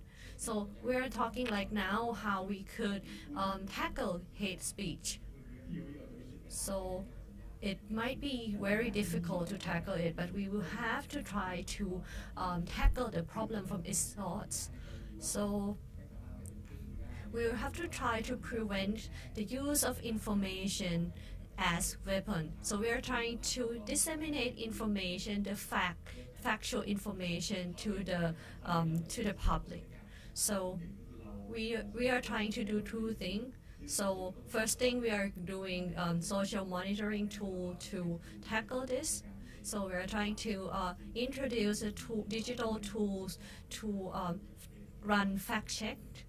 And the second thing is that we allow accessibility and allow opportunity for people to communicate to us, and also for the public to send in information for us to do fact-checking.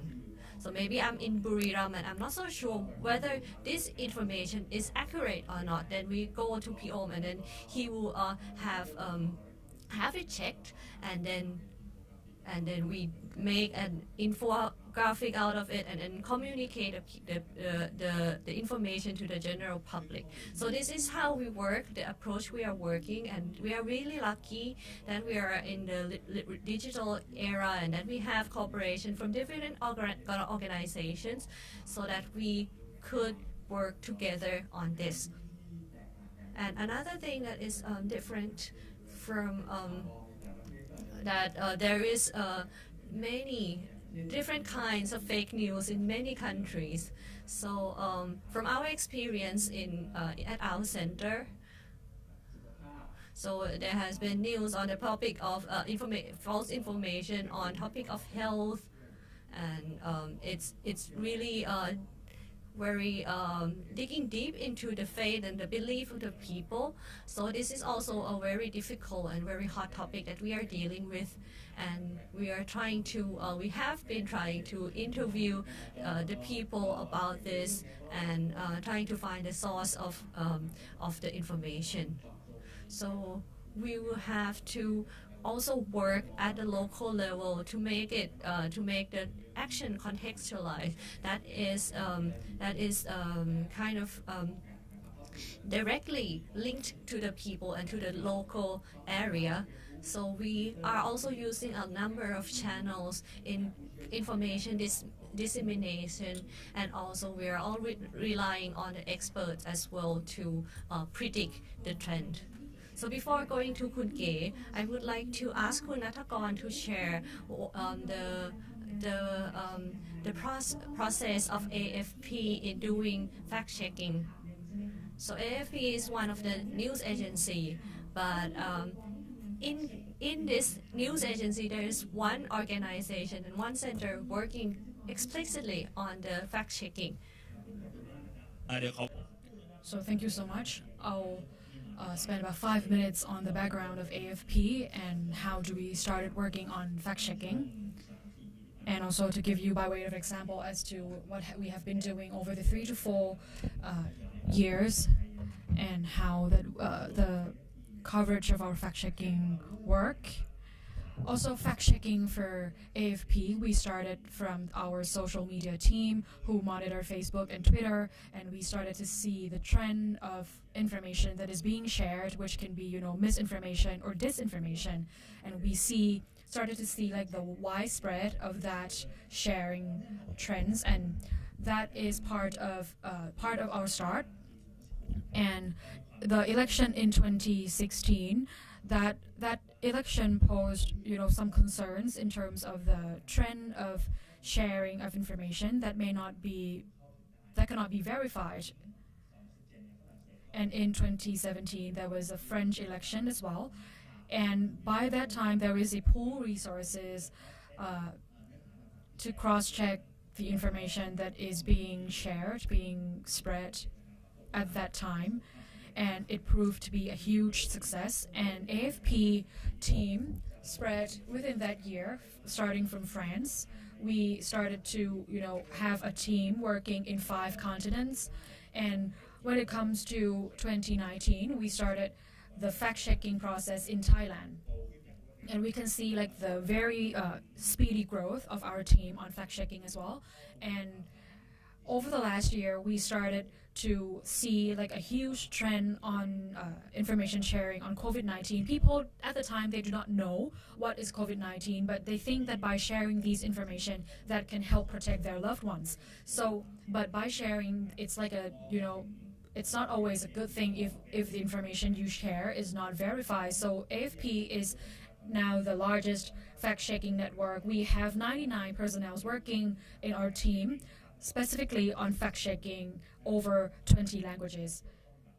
Languages is very related, involved very greatly in the sharing process, because by way of example, what AFP is working on is that when we're sharing, we're now overseeing the sharing of information from Myanmar, because in Myanmar right now the freedom of the press is being suppressed quite greatly as well, and we will do the reverse image search And also, when we were checking one particular news topic in Myanmar, we used the reverse image search, and the reason why we cannot find that in the database because it was shared in Myanmar language, in Burmese, basically. So, and that is one of the strong points of AFP because we have journalists all over the world, and they have very true understanding of the discourse being shared in many countries. As Kunto had already mentioned that for Thai people, we have a very caring nature. So sharing things about health are something that we do a lot. But for Myanmar, the hot topic right now is basically their political unrest that is happening in Myanmar. And also we are now working among 14 countries, 6 languages, and we're now trying to start our fact-checking process in Cambodia and other countries as well. So specifically for Thailand, I have been working for about 1 year and a half on this to produce the material in Thai language. And there are about 201 posts published in Thai. And the average number of viewers, there's about 31. The average number is 31 million. And AFP will produce about 20 pieces per day. So let's take a look at how we work. Because there are so many information that is being shared, on the daily basis. Our principle at AFP is that we will, since we are the signatory to IFCN Code of Principles, we will be committed to non-partisanship and fairness, and also we have to ensure that we remain transparent. And we have to basically work together with other news agencies as well in order to, ensure the transparency. And lastly, there can be errors, there can be some mistake that we made during the process of our work. We have to be able to honestly correct all those mistakes promptly as well. The information that is being shared, as I have said, that there are like a huge volume of information. So what are the things that we prioritize in terms of fact-checking? The first one is that we have to see which posts have the most impact. The numbers of the posts the number of shares that for that particular post, whether it's available only through Line application or whether it's through Facebook or Twitter as well, because we are now in the infodemic era. And also we have to look at the nature of each country as well, because some countries 10 shares can be considered like a huge number, but not so much for other countries. And also we have to see which posts have the potential to cause most damage. If it's on April Fool's Day, we may not really pay attention to that. But if it's about COVID-19 or the information can cause damage to the health of the people, we have to pay more attention to that particular news stories. And AFP avoid using the word fake news because we will try to use misinformation, because fake news is being used very extensively, and it can be part of the suppression of expression as well.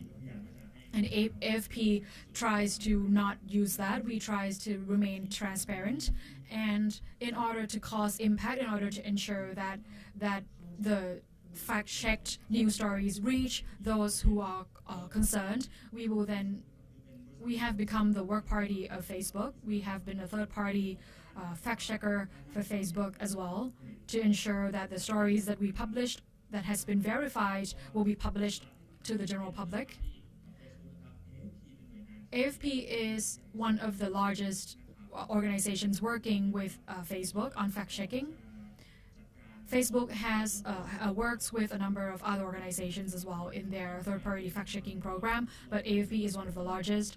If you probably have seen AFP working in this process with Facebook as well. If things are verified by AFP already, that will be posted to Facebook, will be posted as related articles.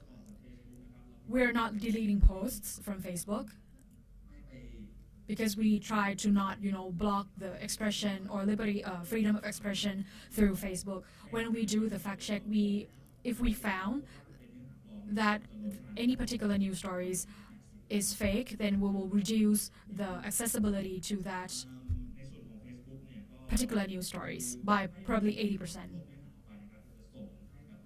Or in other words, to reduce the visibility. And also we will show related articles as well, and we will basically notify people that this is the fake news or this is misinformation. Our report will be searched and also will be put on the top when things are being searched on any particular topic that are flagged as misinformation. Also, same as journalists, other journalists, we have to work in a cycle. We have to monitor social media. Also, we have to alert people about questionable information, and we accept or we receive posts that are sent by users of WhatsApp or other applications about suspected posts. Thank you so much. So I would like to go on to the most beautiful lady in this room, Kun Supinya. Can you share just a bit on this topic? So when we are fact checker, we have to be influencer as well. So can I have the slide, please? So we are just starting, and we are not directly a press or the media, but we are just an organization that would like to promote and support that everyone should be a fact checker. So next slide, please.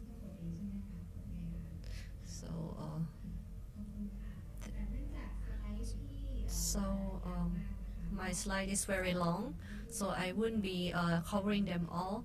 So we are using Taiwanese model to civil society and using civic tech to verify facts. And this is the picture, so I'm just sharing this for you. And on the infodemic thing that happened last year, and in COFACT.org there are also have contents on this, so you can use infodemic as a keyword, and then you can also send in picture and information or news that you would like us to check through our line ad. So this is our website, and it will be revamped soon. So you can use the keyword in the search engine here, and then you can try to check for the information and run the fact check there. So the concept of COFACT is the integration between the use of civic tech and journalism. So this is how to use. We won't be able to cover that. So this is just to advertise to you the line chatbot. So this is the line ad for COFACT, and please use this to make our bot more smarter. So we already talked about the process of fact checking. So what we would like to tell you is that please don't share yet if you are not sure. So COFACT will have a team to help in verify information.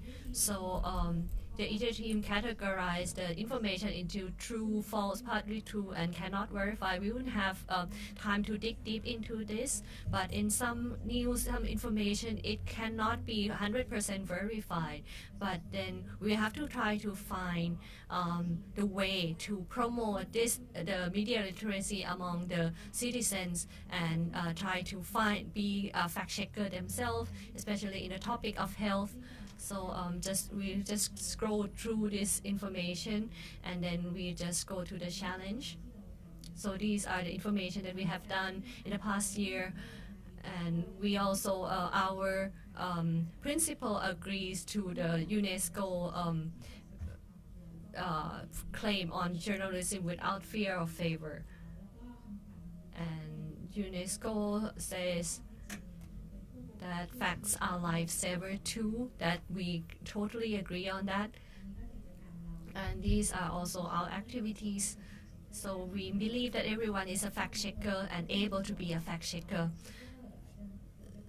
So fact checker doesn't need to be journalists. They can be journalists, but that's the end of the presentation. So I like to talk about the pain point. So it's not easy to make everyone a fact checker. So because you need to know about the tools and information, and there are a lot of things out there that you have to learn, which is the skills that we would like to promote among all the citizens. So this is what we would like to promote, and we would like to have to think about how to change the behavior of the citizens and of the people of Thailand. So if we are talking about the challenge in a structural context, it would be the access to information, the speed and the reference, the available reference. So what we will have to work on more is on the government part on this. And we are also debating about the new Information Act, that it might restrict the access to information.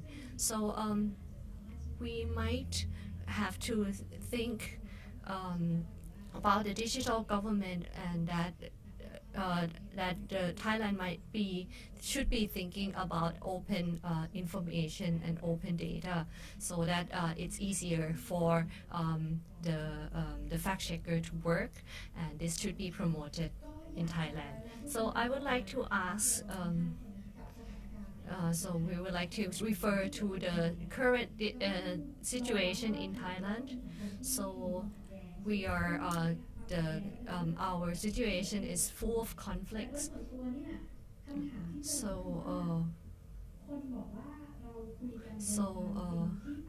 We are there is one claim talking that we are talking from different sides of the truth.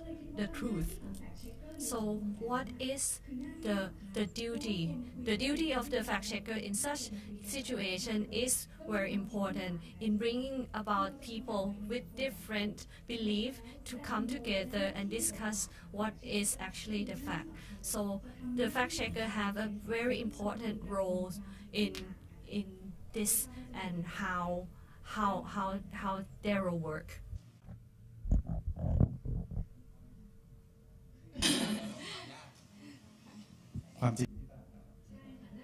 So, different sides of the truth.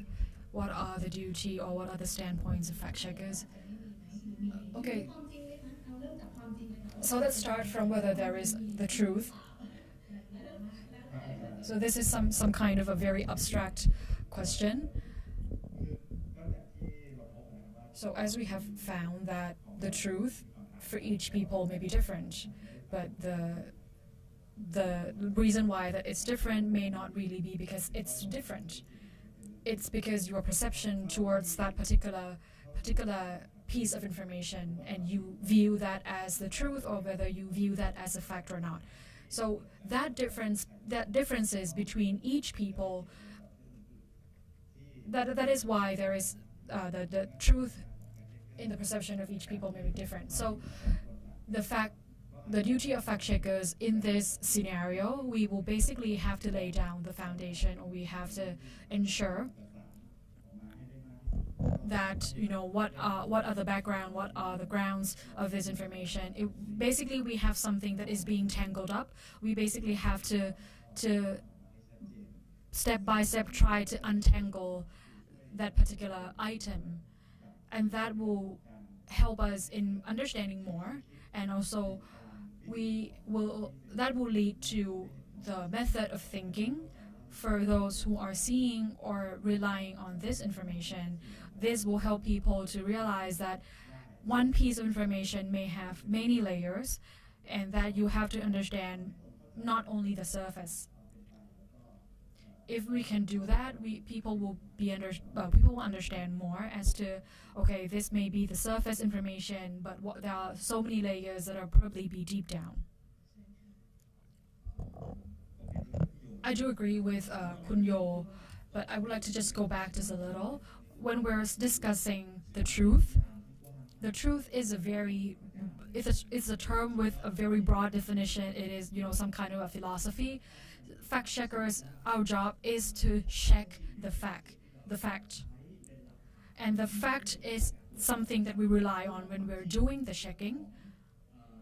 So whether something is the truth, what is the perception, the different perceptions between two or more people, of course it could be different. But if we have the fact, the fact can make, most of the time is not arguable. So we have to, fact is something that that can be verified, which can be proven. If we use the tool that we have in order to verify that something is a fact, it's going to be a fact and it cannot be argued. But what we're arguing probably is something that is based on our opinion. But for fact checkers, your duty is to basically untangle the opinions that are forming into some kind of a tangled mess. But you need to spend time, you have to know that it's gonna take time. Because when we see the news, when we follow the news, that can lead to fallacy because we were going to be inputting or injecting our opinion or our perspective, and sometimes it's probably because we probably believe that the older people, and by having that opinion of other people and our confirmation-based bias, that can lead to fallacy, and probably we may believe that something is a fact when it's in fact instead it is just an opinion.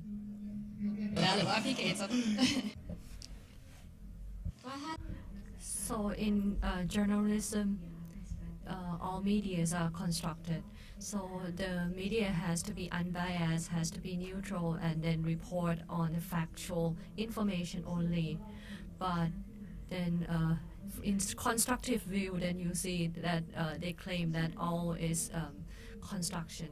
So everything is constructed. So we will have to discuss that we need to try to distinguish between the fact and opinions and belief. So fact should be verifiable, but opinion is not we are not able to change that, but we have to see that if these opinions are not leading to damage, then we might be able to have to accept that.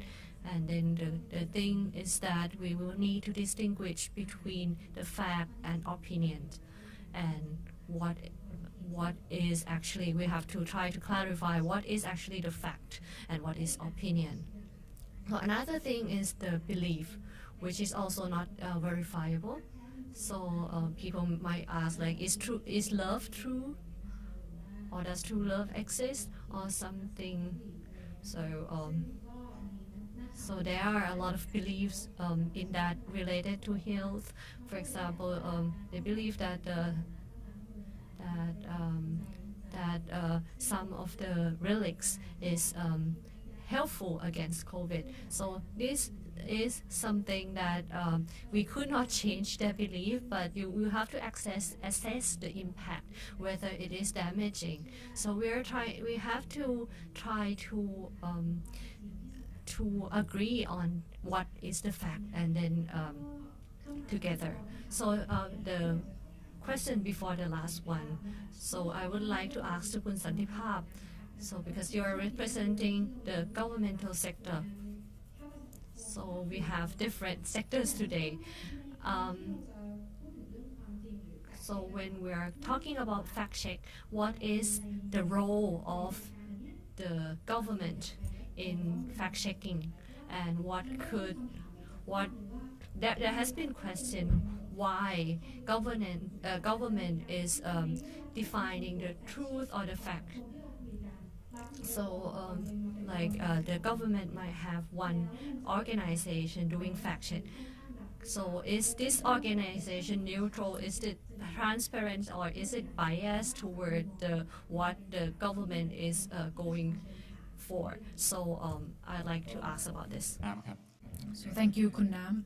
This question is directly to me. So of course we have to accept that there is going to be bias, but in the organization process, the establishment process, the government has to acknowledge that government is basically the shelter, or the people will be relying on the government in order to push forward the fact-checking process.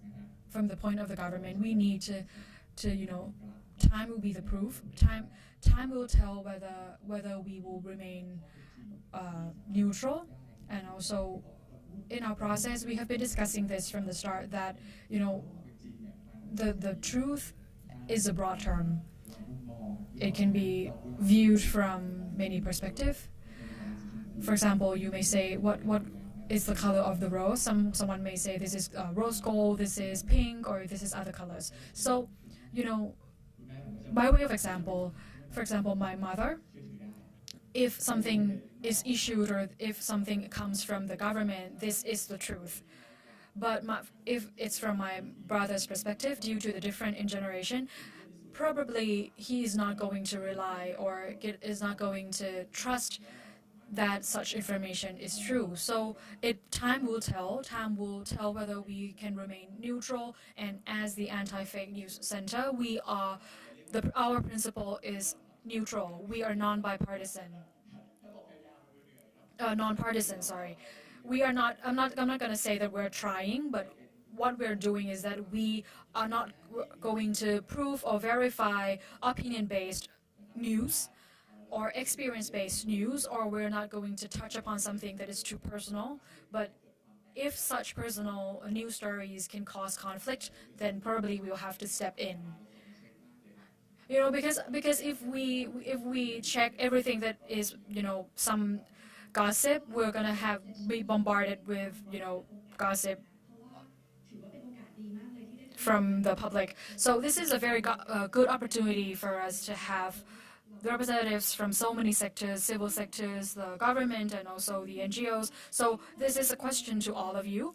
Do you think that there will be any model that will allow all 5 sectors or all your sectors to work together? Or is there already existing a model that will allow such collaboration? What would be the ideal model for the government, the media, and the civil society to work together? So we can actually work together no matter where we're from. So I would like to provide my background. So I have just used Twitter 11 years ago, and I have been using a lot of social media. And then once it came in, like this online platform, they say like the journalism is going to die, but actually it's not. So this is what we are coming here is we are talking about a product. We are talking about the product that has to be sponsored. So everybody might be saying that the press is only publishing bad news, but then good news has to pay to be featured. So everybody has to be supported, the press and all the organizations here, so that everybody could work together sustainably. So, you know, like for Facebook, when we're talking about Facebook posts, people would like to have more views, more likes, and more shares. So the content is not as important on Facebook because the function there is just to actually attract people. TikTok as well. So TikTok, we are trying, like people there are trying to attract attention. So because everybody is so market oriented. So like the people, the graduates now are thinking like how they could be a YouTuber because they are earning money after the graduation. So they were saying that like the branch of journalism is dying down, but actually it is not. Like I said before, the media literacy is something that we have to disseminate and have to promote. We have to try to promote media literacy to every part of the social media and every people who are communicating at all. So for the newer generation, if the newer generation are receiving news and information from online platform, how can we rely on that? how can we rely on the information that is not verified on those platforms? So we have to try to find ways to verify the content there, and then, but also trying to discuss how this could be financially supported. So I have been seeing the trend of social media for 6 and 7 years. Back then there were not any verification, but now YouTube, Facebook, and other platforms have this verification. It has now it prioritizes and has emphasized on premium content, content that is good, that is factual. So we have to focus on that and promote on that so that people have more demand on that. And I think this has to be coordinated and cooperated among all related organizations in order to make this sustainable. So cooperation is the key. So, so we will have to also talk about product, right? So I'm responsible for English version of The Nation. So I'm also working in fact-checking. So maybe we should also disseminate information for both Thai and foreigners in Thailand. So from the perspective of the Anti-Fake News Center, even though we may be a governmental agency, we are pleased and also very eager to collaborate with all other organizations, whether you're from civil sector or whether you're the journalist news agencies. So I hope that I'm looking forward to having the opportunity to work more with you. And also, this is just something that I want you to take away, because we are fact checkers. We see so many problems, but at the end of the day, what we need to do is that we need to keep the community immune. We have to ensure that the community will have the immunity against all these fake news, all these misinformation, because the young generations will be the one that will educate or shine the light on these fake news activities to their parents. I may not be, that young, I'm not that tech savvy, but, the younger generations, they are born with technology, so they know more, and they know more about technology, and they can be like a very they can be the advocate on this, and that is how we will fight or tackle fake news. And in terms of, when we being on this panel, I think that I have more hopes in terms of, combating fake news or eliminating the risk of fake news as well. So by way of, example, let me just give you some example. For example, if we talk about food, there are so many news about, carcinogenic food substances. Once we have the information that about untrue, carcinogenic, about something that is not carcinogenic but has been advertised or has been labeled as carcinogenic, that what happened is that some groups of people who have seen these news stories will turn away from this particular type of food products in order to avoid, eating something that can cause cancer. So if we have, the body of knowledge that are spread in wide enough among the general public, especially among, the food industry, that can also lead to a better understanding. And also that is another way that we can build this immunity among the community. If people have more knowledge, if people are more knowledgeable, then they will be protected as well by themselves against all these fake news and misinformation, and also that will strike a balance among, the society as well. So I'm just gonna give you like the last comment briefly. Well, we see more and more that people become aware more and more about fake news, and I think that we're moving towards the right direction. And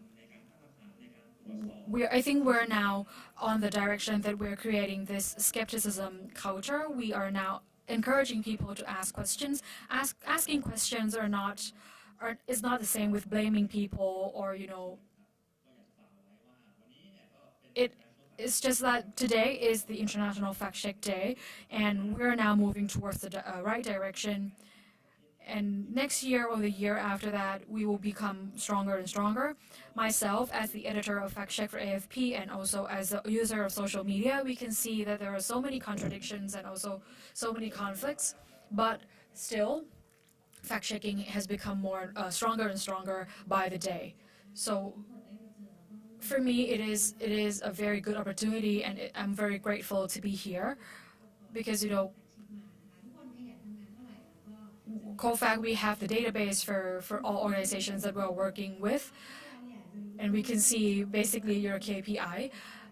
If we want to know, you know, facts and verified information on disasters, for example, we can go to Shore and Share. Or if we want to know the truth or the authenticity of any information being shared internationally, we can go to AFP, for example.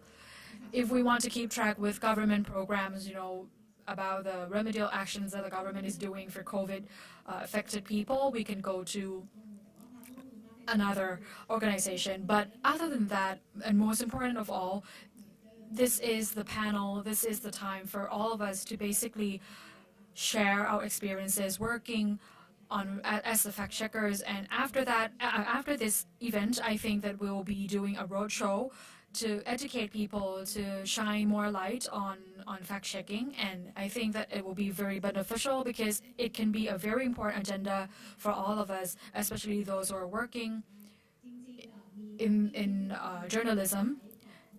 And also, can I have the slides for the Thai Health Promotion Foundation? Please show the slide on the screen, please. And also, I just want to show you the mapping as to, or the ecosystem. You know, apart from those who are here with us, there are also other organizations who are working with us as well. So here, we have the co-hosting organization, the Office of Thai Media Fund, and also other organizations who are working with us as well. And these are the organizations who are working closely with us on fact-checking. And also for Thai Health. Thai Health is looking forward to and working tirelessly on increasing media literacy for senior society and also the children and youth as well. We want to expand the tools of COFACT to, you know, to cover more. For example, this is the project on digital citizenship. For a collaboration to be created among the civil society and journalism or journalist association and also this governmental sector, we will need to work more together, and also we will have to create this particular platform and also to spread that to the media and product as well. And that will be a very strong collaboration among all of us and also with the international organization as well. And for them to and for us to basically learn from their best practices or their experiences. And today we're going to be declaring our agenda to work together, and next year we're going to be meeting again, probably in a larger auditorium, and probably we'll be able to have with us the international participants as well. So thank you so much, all of the 5 speakers. It is a very rare opportunity for all of us to be together. Thank you so much. So let's have a group photo for this panelist, and we're going to go into the press conference. ช่างภาพนิดนึงค่ะขอบคุณครับ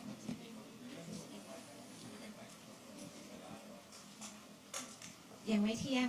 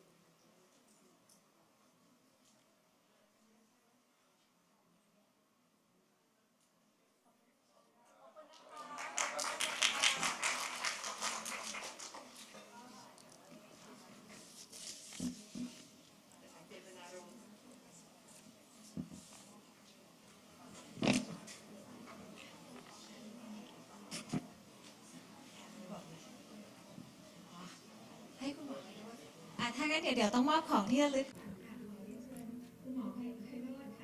So this is the moment for handing out the token of appreciation to show our gratitude to the speakers. So Mr. Frederick, can you go onto the stage, please?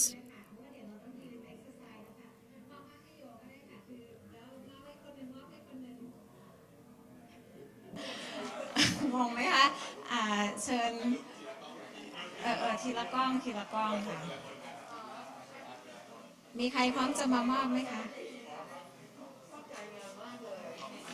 พี่ให้มุมถ่ายรูปหน่อยมอบให้ถ่ายรูปได้หน่อยค่ะ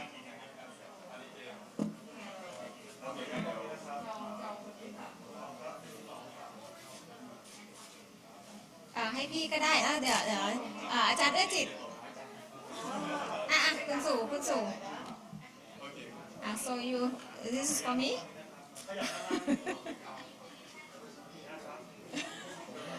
later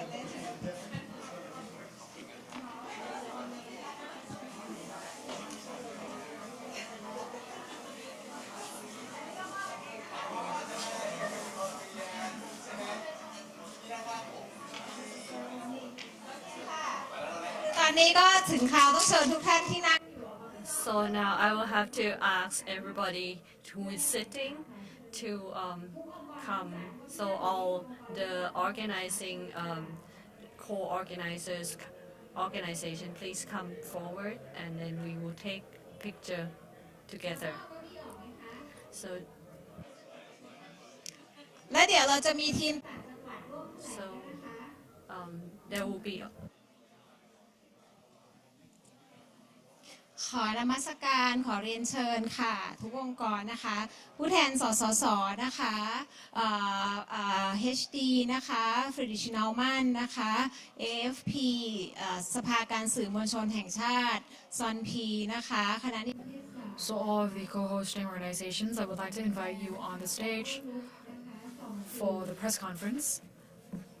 จุฬานะคะคณะวารสารศาสตร์มหาวิทยาลัยธรรมศาสตร์นะคะแล้วก็วิทยาลัยนิเทศศาสตร์มรังสิตรามคำแหงนะคะกองทุนสื่อปลอดภัยและสร้างสรรค์นะคะสถานทูตอเมริกาไทย PBS ยังไม่ครบใครบ้างไหมคะ IBHAP นะคะมูลนิธิเพื่อผู้บริโภคนะคะสสยนะคะทีวีชุมชนดูบนคอนเน็กแล้วก็ต่างจังหวัดก็จะมี D4P นะคะอีสาน COFACT นะคะแล้วก็Deep South แล้วก็เครือข่าย COFACT ภาคเหนือนะคะ Change Fusion Open Dream TIJ MySys นะคะ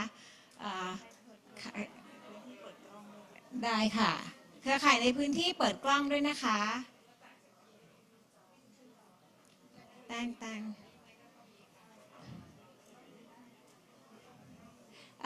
ยามเฝ้าจอส่องสื่อมียังไม่ได้เรียกใครบ้างไหมคะ ขอไปเริ่มเบลอพี่เดชเชิญค่ะไทย PBS นะคะ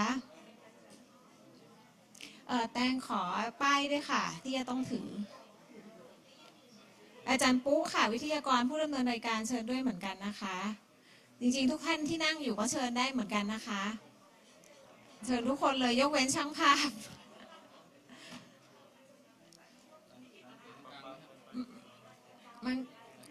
มันโควิดหรือเราต้องยืนยังไงดีคะเดี๋ยวน้ำจะต้องอ่านนะคะน้ำเชิญค่ะ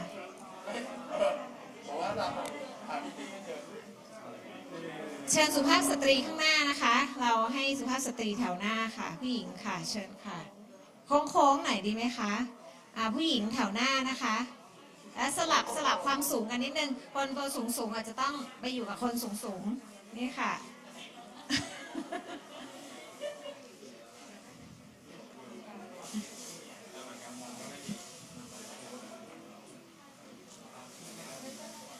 น้ำต้องมาอยู่ตรงนี้ค่ะ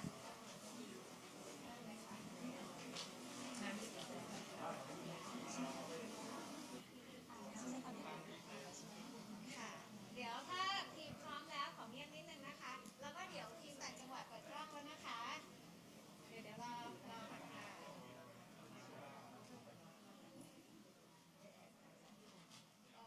ภาคเหนืออีสานมายังคะ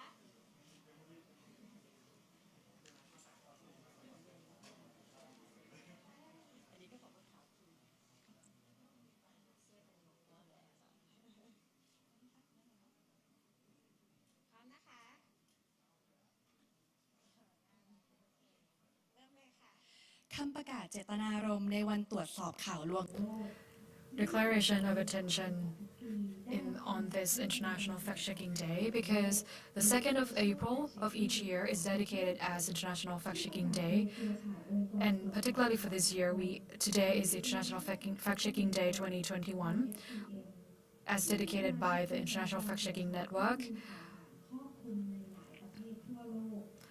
along with 39 signatories. We have hosted today's event to share our opinions and knowledge, and we are determined to ensure that people in the society can have better understanding on fact-checking and also on the media literacy. In this era, we have seen unlimited number and endless sharing of fake news and misinformation. Today, IFCN and other 39 organizations, domestically, internationally, and civil society, we have hosted this hybrid seminar in Thailand in order to encourage the collaborative action on fact-checking and in order to instill the new culture in this digital era to ensure that everybody in the world can be the fact-checkers by themselves. In order to reduce the confusion, misunderstanding, and negative effect on fake news and misinformation that are more and more sophisticated every day. Today marks a very good opportunity, a very special opportunity for all of us 39 organizations to co-host this particular event, to declare our intention to work together throughout the year from today until the next year on the next International Fact-Checking Day. This is to raise the awareness and also to equip people with the skills in this digital era to ensure that they can take on information and be immune from fake news and misinformation on COVID-19 and other pandemic, and to ensure that fact-checking can be the trend that can be covered, can spread forward, spread throughout the society. And this is to ensure that the journalist society, civil society, and educational sectors are involved in this process. We believe that the strength of all those sectors will help Thailand to transition towards a stronger digital society, and people will can have the critical thinking, have the media literacy, and also to reduce conflict caused by such misunderstanding. 2nd of April 2021, Sivatel Hotel, Bangkok, Thailand. ถ่ายรูปมานะขอบคุณค่ะ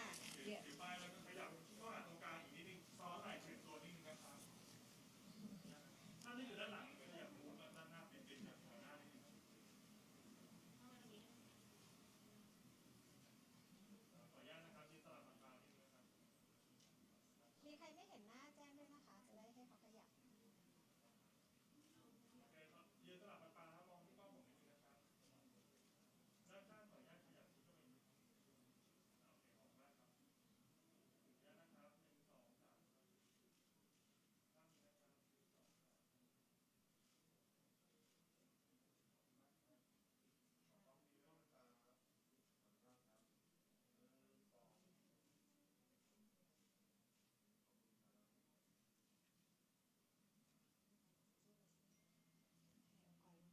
ในองค์กรร่วมจัดมีใครอยากจะพูดอะไรเพิ่มไหมคะ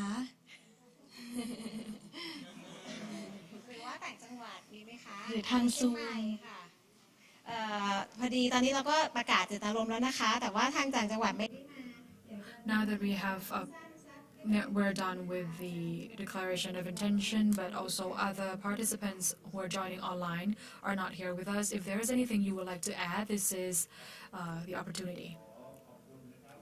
So thank you very much, COFACT and also universities who are working together on this journey.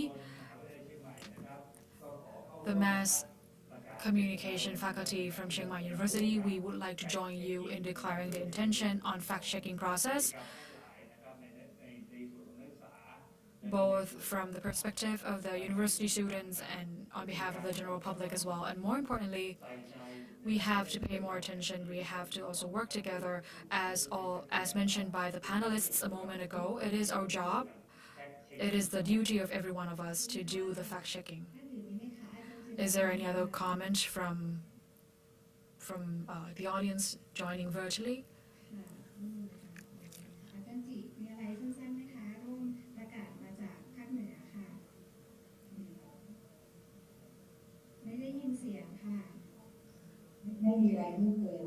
I have nothing more to add.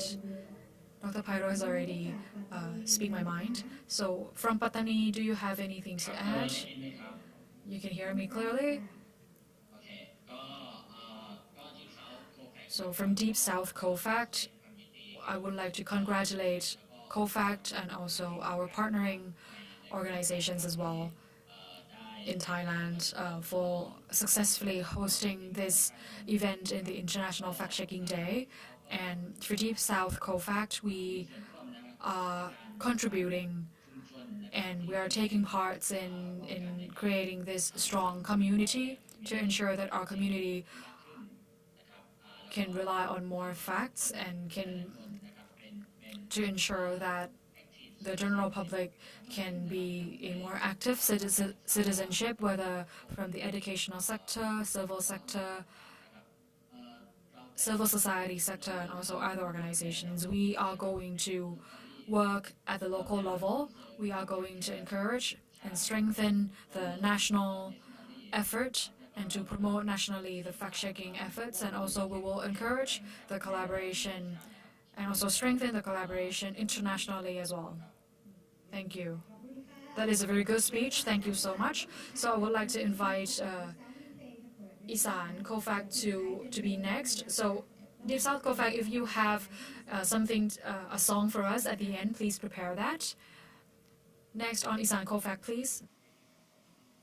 มีไหมคะไม่ได้เข้าเหรอคะ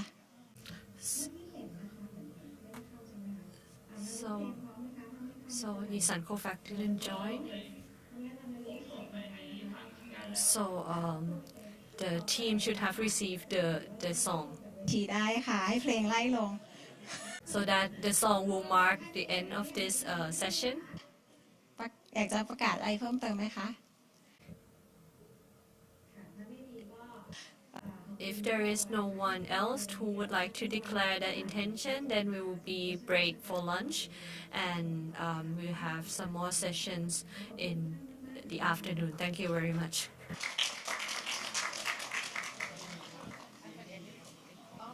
มีเพลงมาไหมคะ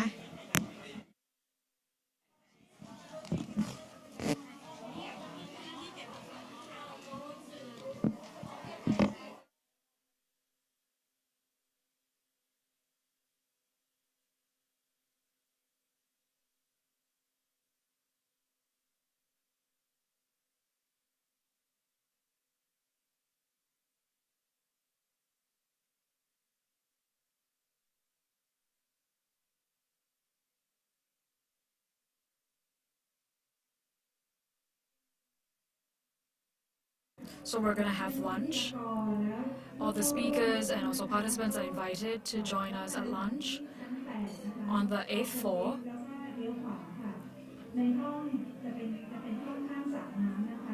The lunch will be taking place by the pool, so everybody's invited. Enjoy.